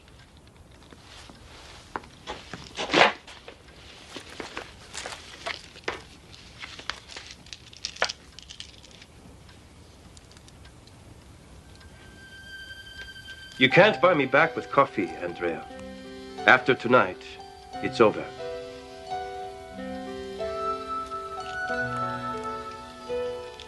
Yes. It's over.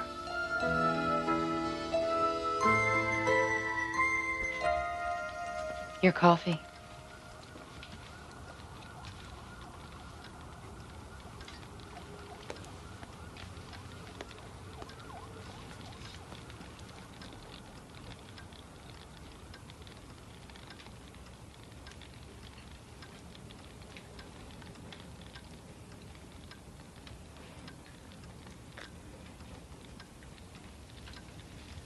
Strong and bitter.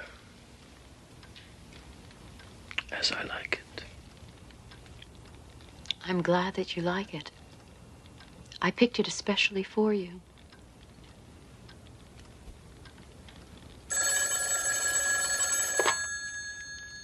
Hello? Oh, hi, Carl. No, it's okay. Don't worry about it. Yeah, well, Elaine does things like that. I haven't seen a movie in ages. Yeah, Friday night, that'd be fine. Sure. Yeah, I'll see you tomorrow. Yeah, me too. Bye.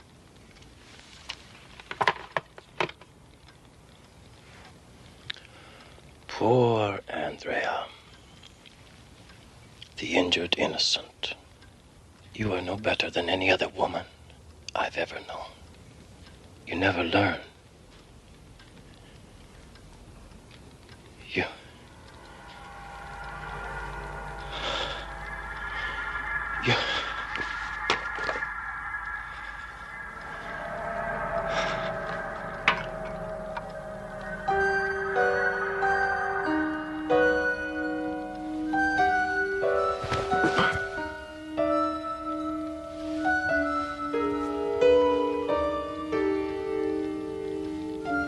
Oh, but I did learn.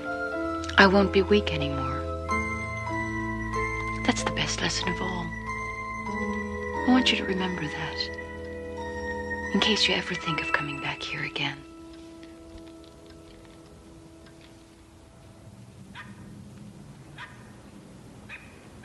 Have you been here before? No, I haven't been here before.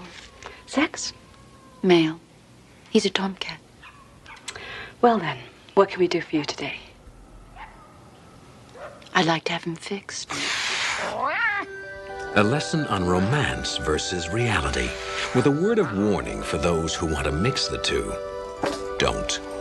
Or you may find your head in the clouds, your feet on the ground, and the rest of you somewhere in the Twilight Zone.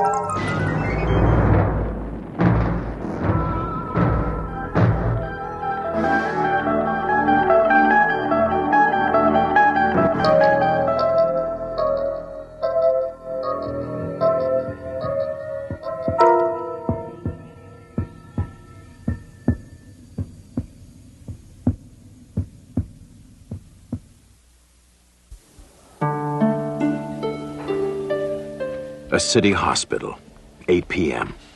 An unexpected visitor has just arrived, bearing unwelcome tidings. A disease so new the textbooks haven't recorded it. This, then, is its first case history, documented from the medical files of the Twilight Zone. I'm Nurse Hendricks. May I help you? It's my eyes.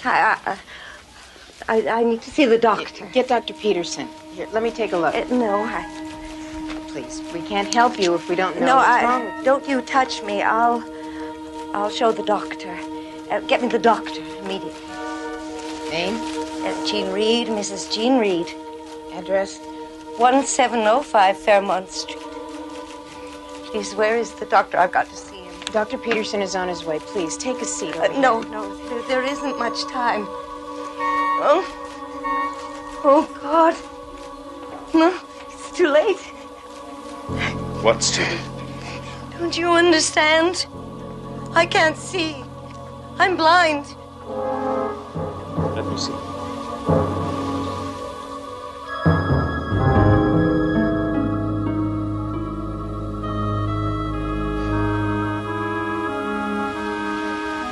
Come with us, please.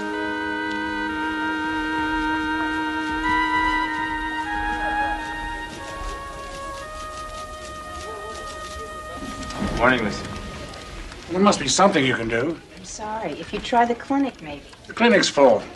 My wife, she hasn't been well. She's trying to hide it, but I think maybe it's her heart. All we need is somebody to look at her. Maybe a day or two in here. Mr. Wells, without medical insurance or some guarantee of payment, we simply cannot admit her. I'm sorry. It's hospital policy. There's nothing I can do.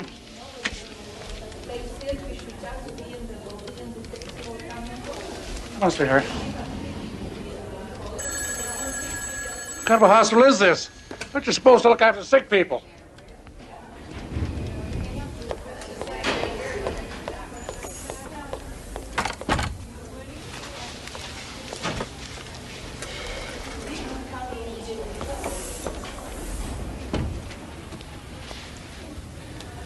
I couldn't help overhearing. You all right? I'm fine. It's not my decision. It's hospital policy. I think people would understand that. Got it. Mrs. Hendricks, Mrs. Reed is asking for you. She says she has to talk to you. She was quite insistent.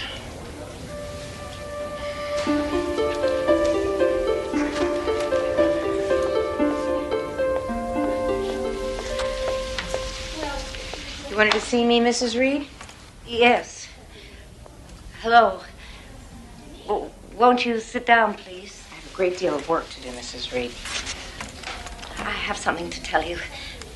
Sit down, please. Dr. Robbins. Calling Dr. Robbins. Mrs. Hendricks, we're alike, I think. You and I. Mrs. Reed, I don't even know you, and I don't think you know me. No, but I sense that we're alike. We are two of a kind. Mrs. Reed, shouldn't you be sleeping? You're changing the subject, of course. I know because I used to do the same thing. It's easier, isn't it? Prescribe a pill, suggest a nap, anything so you don't have to think about a person or talk to them. Am I right? Sleep is the best thing for you. Dr. Friedman will be in at 9. He's our chief of staff and one of the finest eye specialists in the country. You'll feel much better after he talks to you. Oh, I feel all right now, Mrs. Hendricks. It's you I'm worried about. It's very kind of you. Now get some rest. Look, I don't care what your figures show. My phone bill is wrong. Yes. No, it's not. It's $50 higher than it should be. Well, computers make mistakes. No, I don't want to hold.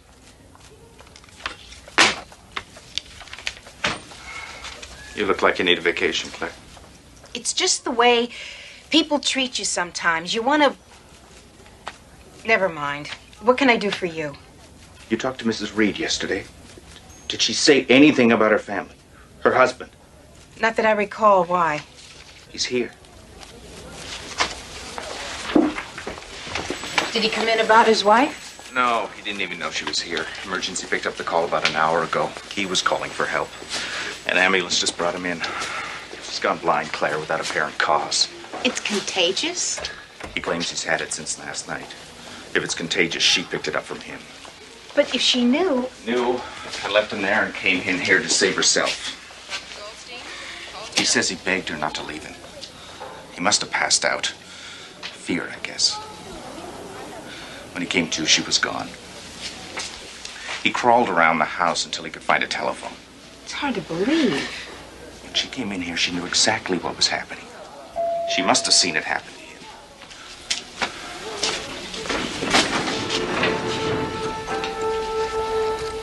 Mr. Reed? It's Dr. Peterson. Do you have any news? What's causing this? I'm afraid we don't know yet. Then leave me alone. Mr. Reed, I'm Nurse Hendricks. Would you like to be in a room with your wife? We can arrange it. I wouldn't share her air if it was the last oxygen on this planet. Do you have any idea what it's like to wake up blind, alone, calling for someone over and over who isn't there, realizing that you've been abandoned? I don't want to talk to her, or to you, or to anyone until somebody can tell me they found a cure. Leave me alone.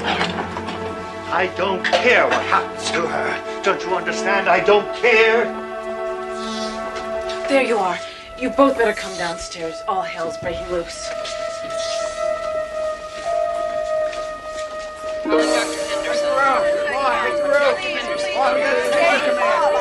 I have to see a doctor immediately. I'm sorry, sir. There are other people ahead of you. No, but you don't understand. I have to see a doctor, please.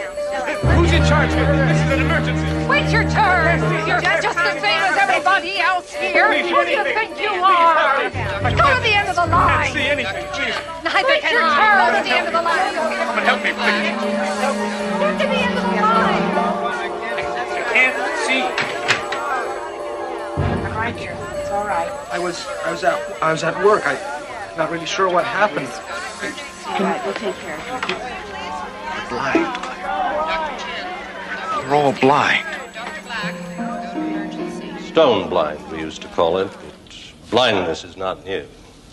This growth, this ocular window shade is utterly beyond my experience. I've been informed that the Center for Disease Control in Atlanta has put out a full alert, and that the Surgeon General has convened an emergency meeting in Washington with some of our top physicians. Any delay in responding to this could cost us dearly. Agreed. Is there any clue to the origin of the disease? I've had Dr. Gordon in constant touch with Atlanta on that very subject.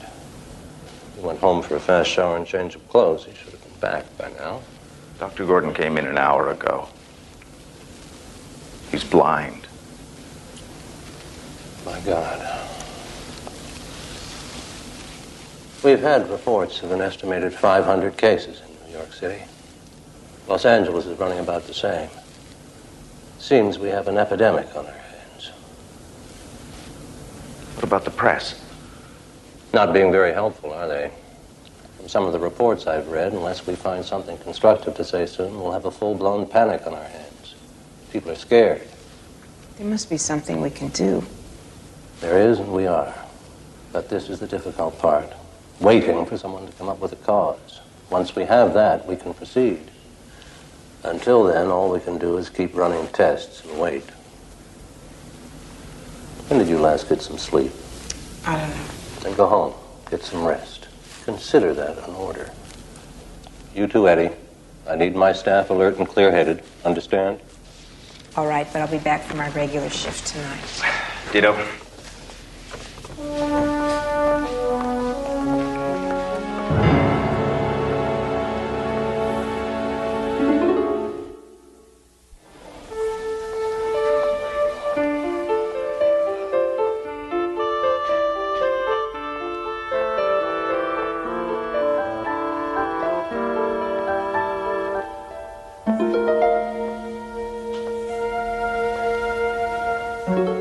Who is it?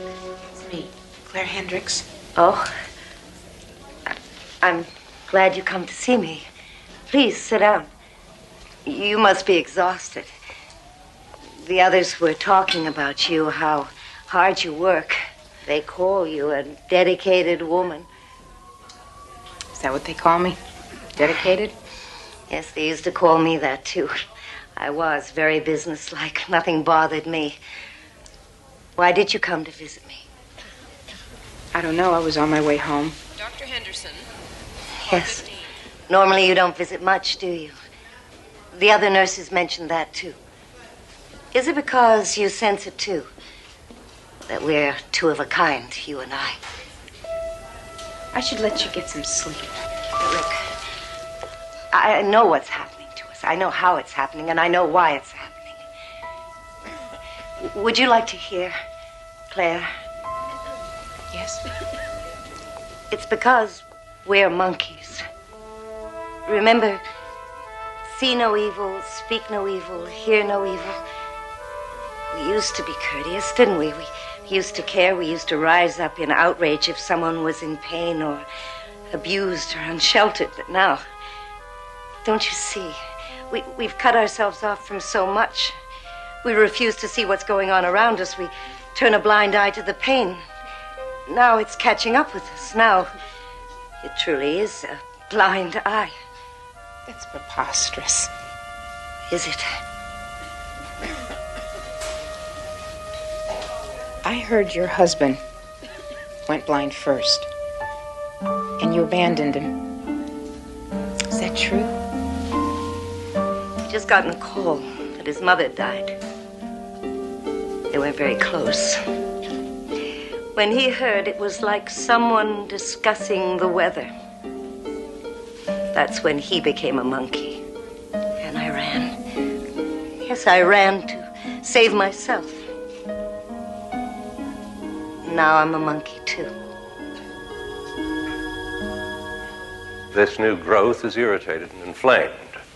The ocular muscles are functioning normally, though, which leads us to believe the eye itself is undamaged, though shuttered away beneath a curtain of flesh. There is a chance that surgery can remove this flesh curtain without injuring the eye, but we won't know for certain until we try it. There's still no news from Atlanta on possible causes? They may have a theory, but they're being pretty tight-lipped about it until they can confirm. They estimate that at the present rate, the number of those afflicted could reach 100,000 by week's end. What about the issue of quarantine? I can confirm that it's being discussed, but that's all. Because there's always a chance that it may not be a disease at all, but some sort of latent mutation triggered by some change in the environment. What's got 100 arms, 100 legs, 50 heads, and no eyes? The south wing of the hospital. Could I have your attention? I've just received a fax from Washington. At 1700 hours on the 10th of April, that would be only hours before the first case was discovered, an explosion was reported at a top-secret biological research lab in Alaska. It is presumed that certain unstable forms of bacteria may have been released into the atmosphere. It is estimated that their effects could be unpredictable. It is fairly certain that the bacteria released cannot survive long outside the laboratory.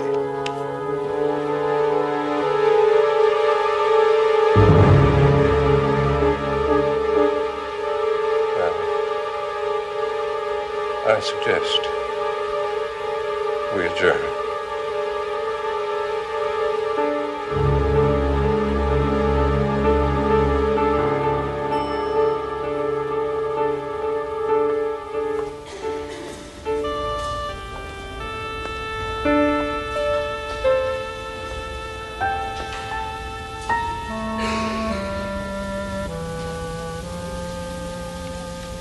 Claire, Hello, Eddie. I thought you were going home.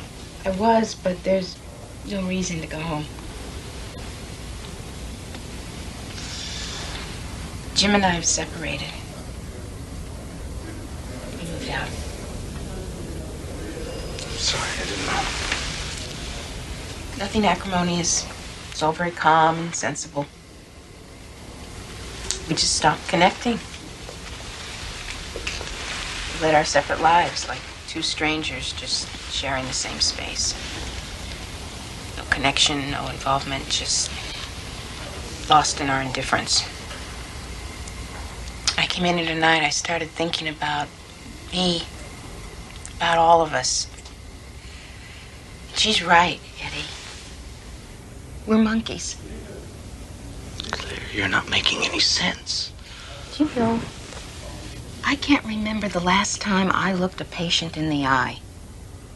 Somewhere along the line, I stopped treating them as individuals. They're just numbers to me. They don't have life stories. They have charts. I'm no different than you. But you are.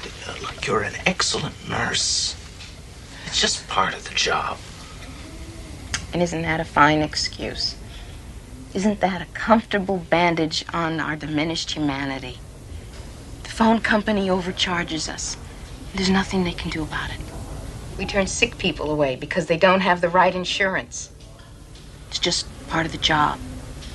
So we lie to ourselves and cut ourselves off further and further because there's so much pain in the world. Claire, you were in the meeting with us. You heard the reports from Washington just as I did. We know what the cause is now, without a shadow of a doubt. If you keep chasing this around and around in your head, you're just... There's something happening, Eddie. That report doesn't explain why only some people are susceptible and some aren't. What does it say in the Bible? If thine eye offend thee, pluck it out. Stop it. You're upset. This has all been a terrible strain on all of us. What you need to do is go home. Get some sleep.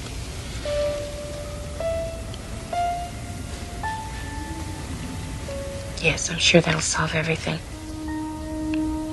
Good night, Eddie.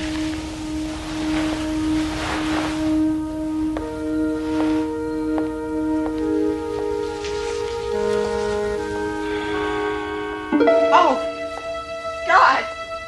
Oh. Oh, my. Help me. Somebody. Help. Claire, it's okay. Oh. It's okay, I'm here. Claire, it's me. I'm blind, Eddie. I'm blind.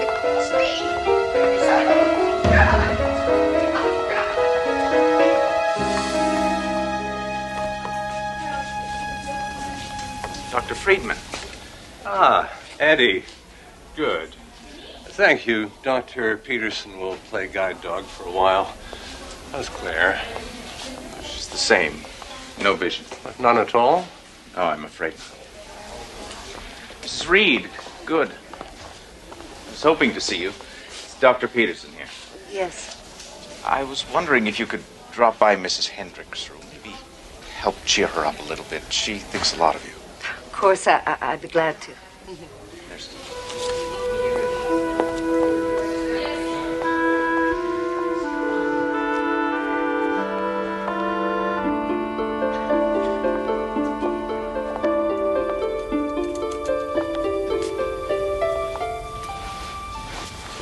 Mrs. Hendricks? It's me, Jean. Can I visit for a while? Of course. Well, isn't it exciting? We're going to see you again. Operation works. 20 out of 20 successful in L.A. Dr. Friedman's getting his this afternoon, and I'm tomorrow. And you? When are they planning to operate on you? They're not. They're what? The operation isn't really the answer. You said it yourself, remember? You're right. No, but that was before we knew about the bacteria, before we... Now we have an easy answer. Solid and uncomplicated.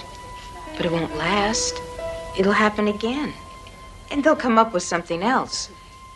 But what happens when we run out of solutions? Easy answers? It's time to go now, Mrs. Reed.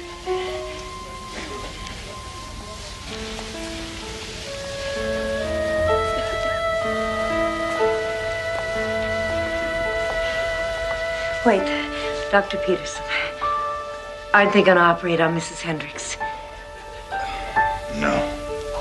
An operation isn't the answer in her case. Then how will she ever see again? She'll see again, Mrs. Reed. It'll just take her a little longer.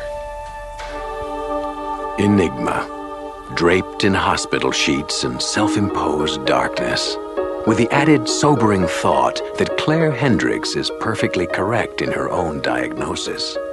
Take it as a warning, a cry for humanity, or a simple plea for responsibility from the dark places of the Twilight Zone.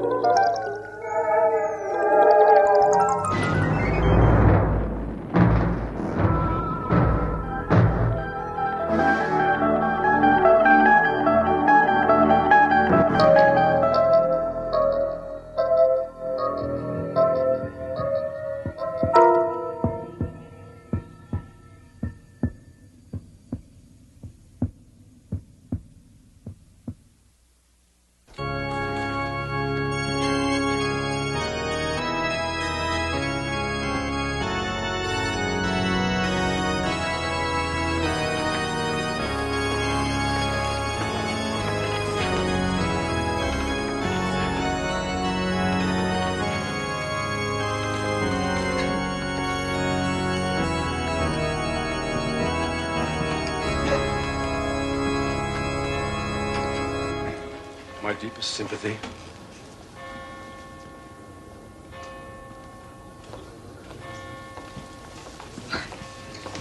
A lovely service. Terrible loss. Yes. Are you related to the deceased? No, not at all. Oh, a friend of the family then. No, actually, I don't know anyone here. They're all strangers to me. But it was still a very lovely service. Barbara LeMay, the woman in black, out of place in a world of colors and sounds and life. A woman caught between fascination and something more profound and less earthly. Barbara LeMay, with one foot in the grave, the other firmly planted in the Twilight Zone. As I was saying, a lovely service. There must have been at least 150 people there. They had a reception afterwards, and they served the most delicious finger sandwiches. So, who was the service for? I didn't know we knew anyone who had died. I'm not certain. You know how I am with names. You mean you... Mother, you have got to stop going to funerals for people you don't even know. Why? Well, because it's wrong, that's all. They had white roses. Oh, you should have seen them. White roses tied with tiny red ribbons. Silk, I think they were. One for each year. There was music. And there were such words spoken. Such love. When I go, I think I would very much want a service like that. Would you see to it, dear? Mother, will you please stop it? You know I don't like to hear you talk like this. Jason, these things happen. We hate to think about them. No. You don't hate to think about them. You love to think about them. Mother, why is it every time I see you, every other word is death?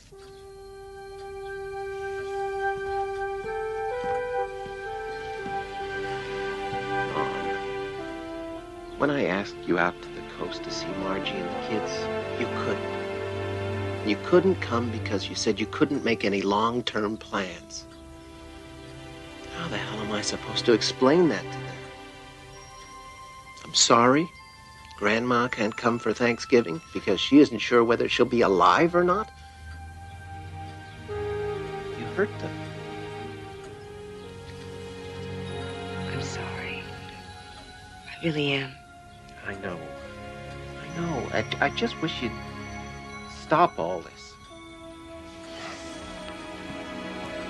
Let some light in here. Get some air. Mother, this This obsession of yours is not good. It's not healthy. It's morbid.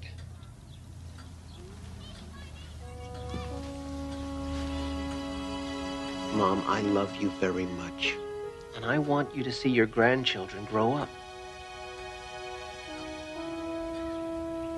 I'll try. I will, really. Okay. Oh, I'm sorry. I've got to go. Plane to catch. Then you go. And you give my love to Margie and Ben and Susan. I'll be fine. Really.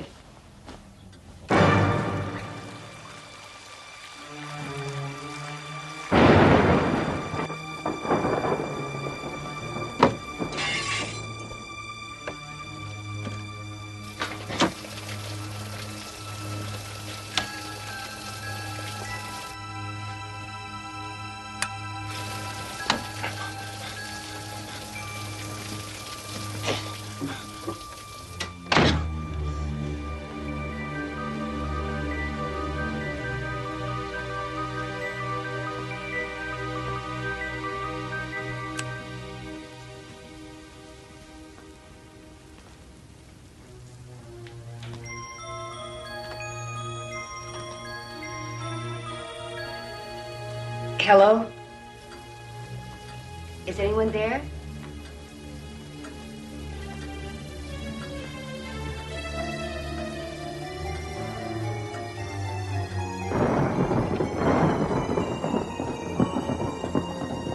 Don't move! Don't call the cops. I'll kill you, I swear.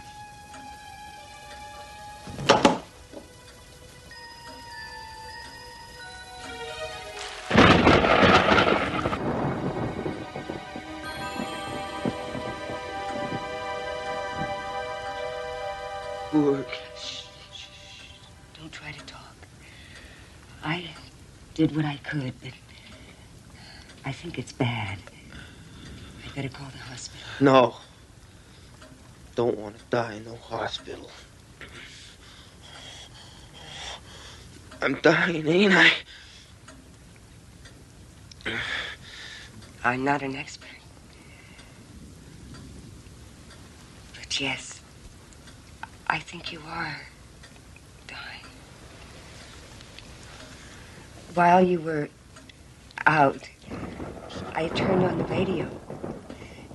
They mentioned a robbery at an all-night liquor store. $27 and change. Ain't that something?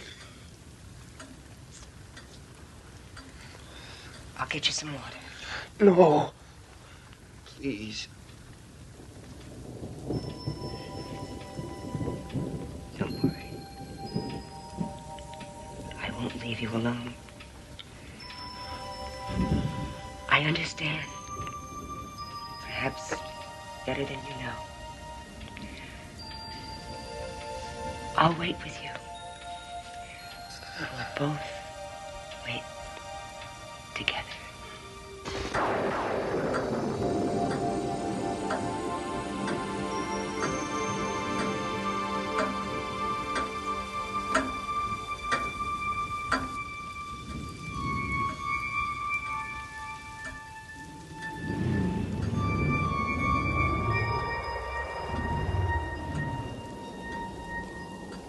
You're here, aren't you?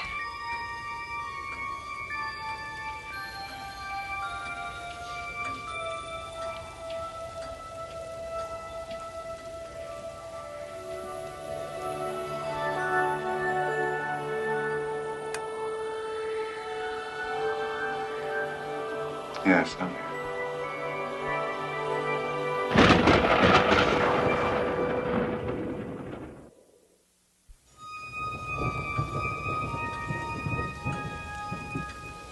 I can see you.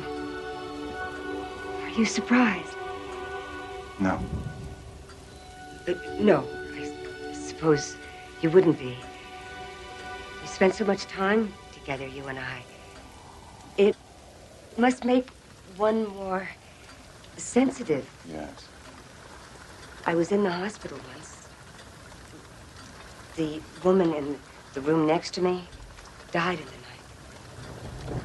I felt you nearby. Who are you talking to?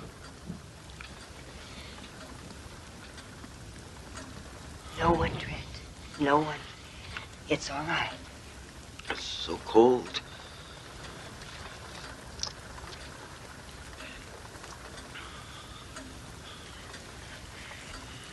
He can't see you. I won't exist for him until it's time. Where do you take us? To a better place? Sometimes. It must be beautiful. Well, it's a place like any other. Oh, no, please. Please, wait. Wait. Why don't you take me instead of him? What's he to you? Nothing. No one. But he can't see the beauty in you. I can. I see it in so many ways. The peace, the freedom, the tranquility, the poignant, fragile beauty of that one final exhalation, the gathering of the soul, the ceremony of... It's his time. Oh, but he can't appreciate you as I can. I have no one here, not anymore. No. Why? I cannot take life where none exists.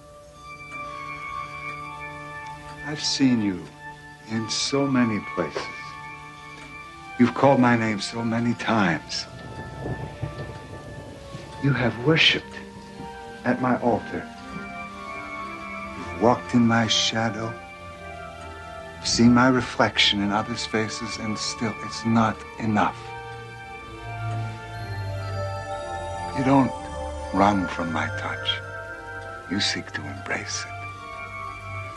But I could no more take you than I could take this table. For neither of you lives. I don't understand.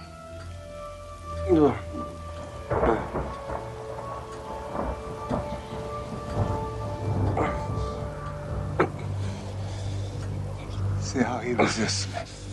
Even now, clings to life. For in each second is the possibility of joy, however often defeated. Even now, this close to me, he's more alive than you. I bring you peace, sleep. Don't be afraid. For I alone will never leave you.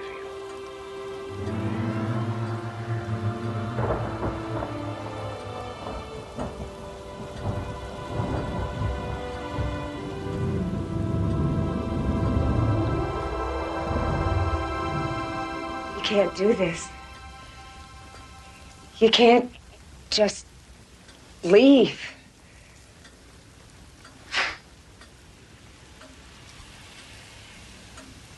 We've been together so much. That would be cruel.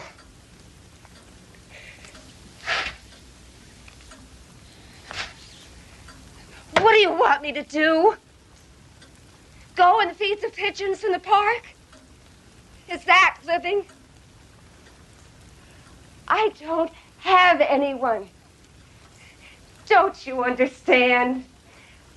My son, he doesn't need me anymore. Everyone I knew is gone. My husband, my friends.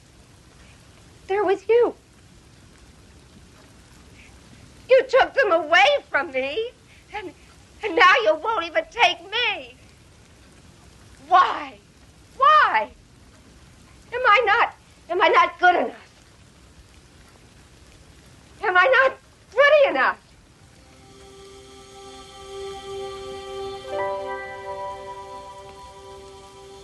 I'm sorry, I yelled. Please, stay with me. Just a moment.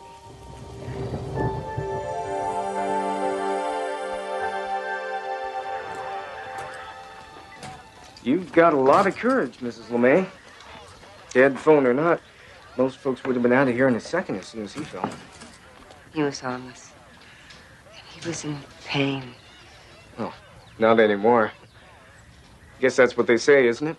The only two constants being death and taxes. Not always.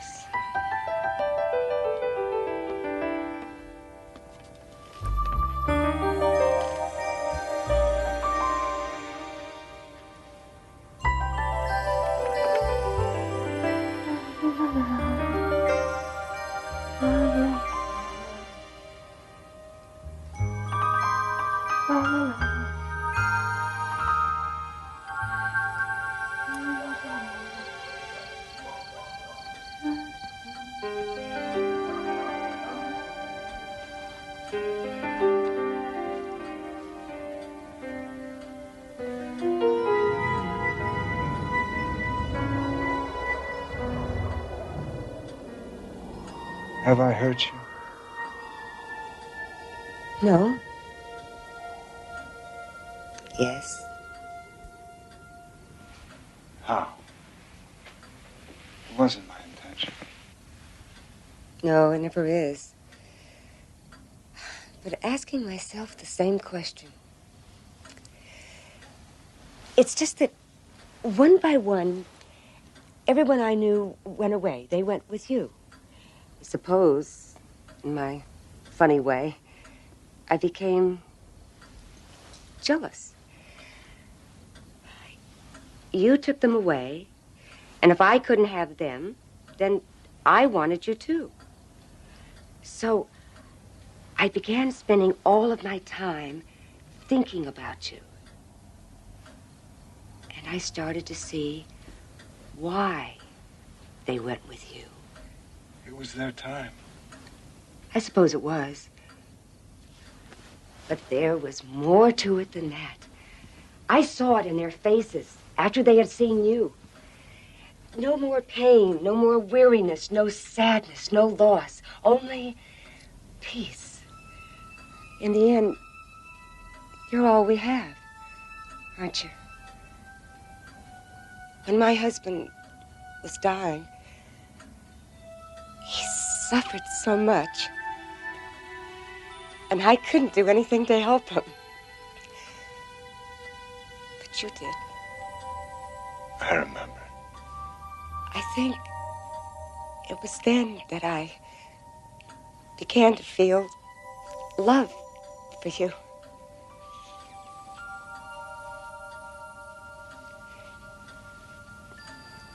After you left, there are quite a number of pain pills in the cabinet, left over from some problem a while back. I considered taking all of them. Whatever you say, even you can't stop me from making it my time, can you? But I couldn't do it. Not with you. I suppose it seemed too forward. I was never very good at being aggressive. Nothing's changed. It seems I'm not even very good at... I've often heard it said, among the living, there are always possibilities. Take my hand.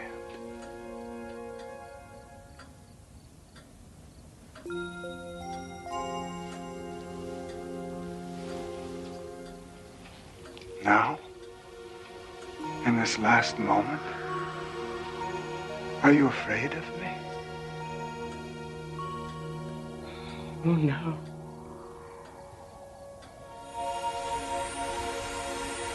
Where are we going? Where you are most needed. I'm afraid he doesn't have much time left.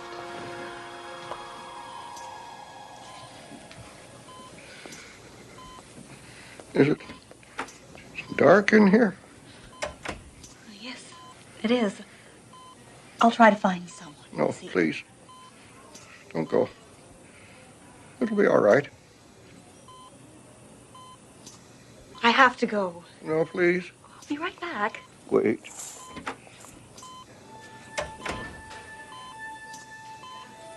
Better.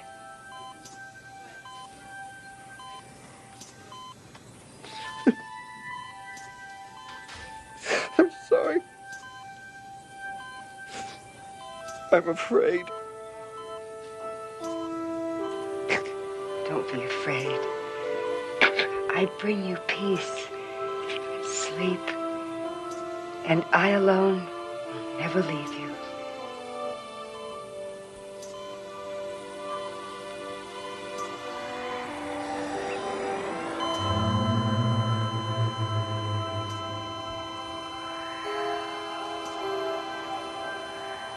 Oh, you did fine. I'm so happy. Incident in a hospital room. Part of the status quo of life and death. A visitation accompanied by cold winds and warm hands locked in a midnight embrace in the Twilight Zone.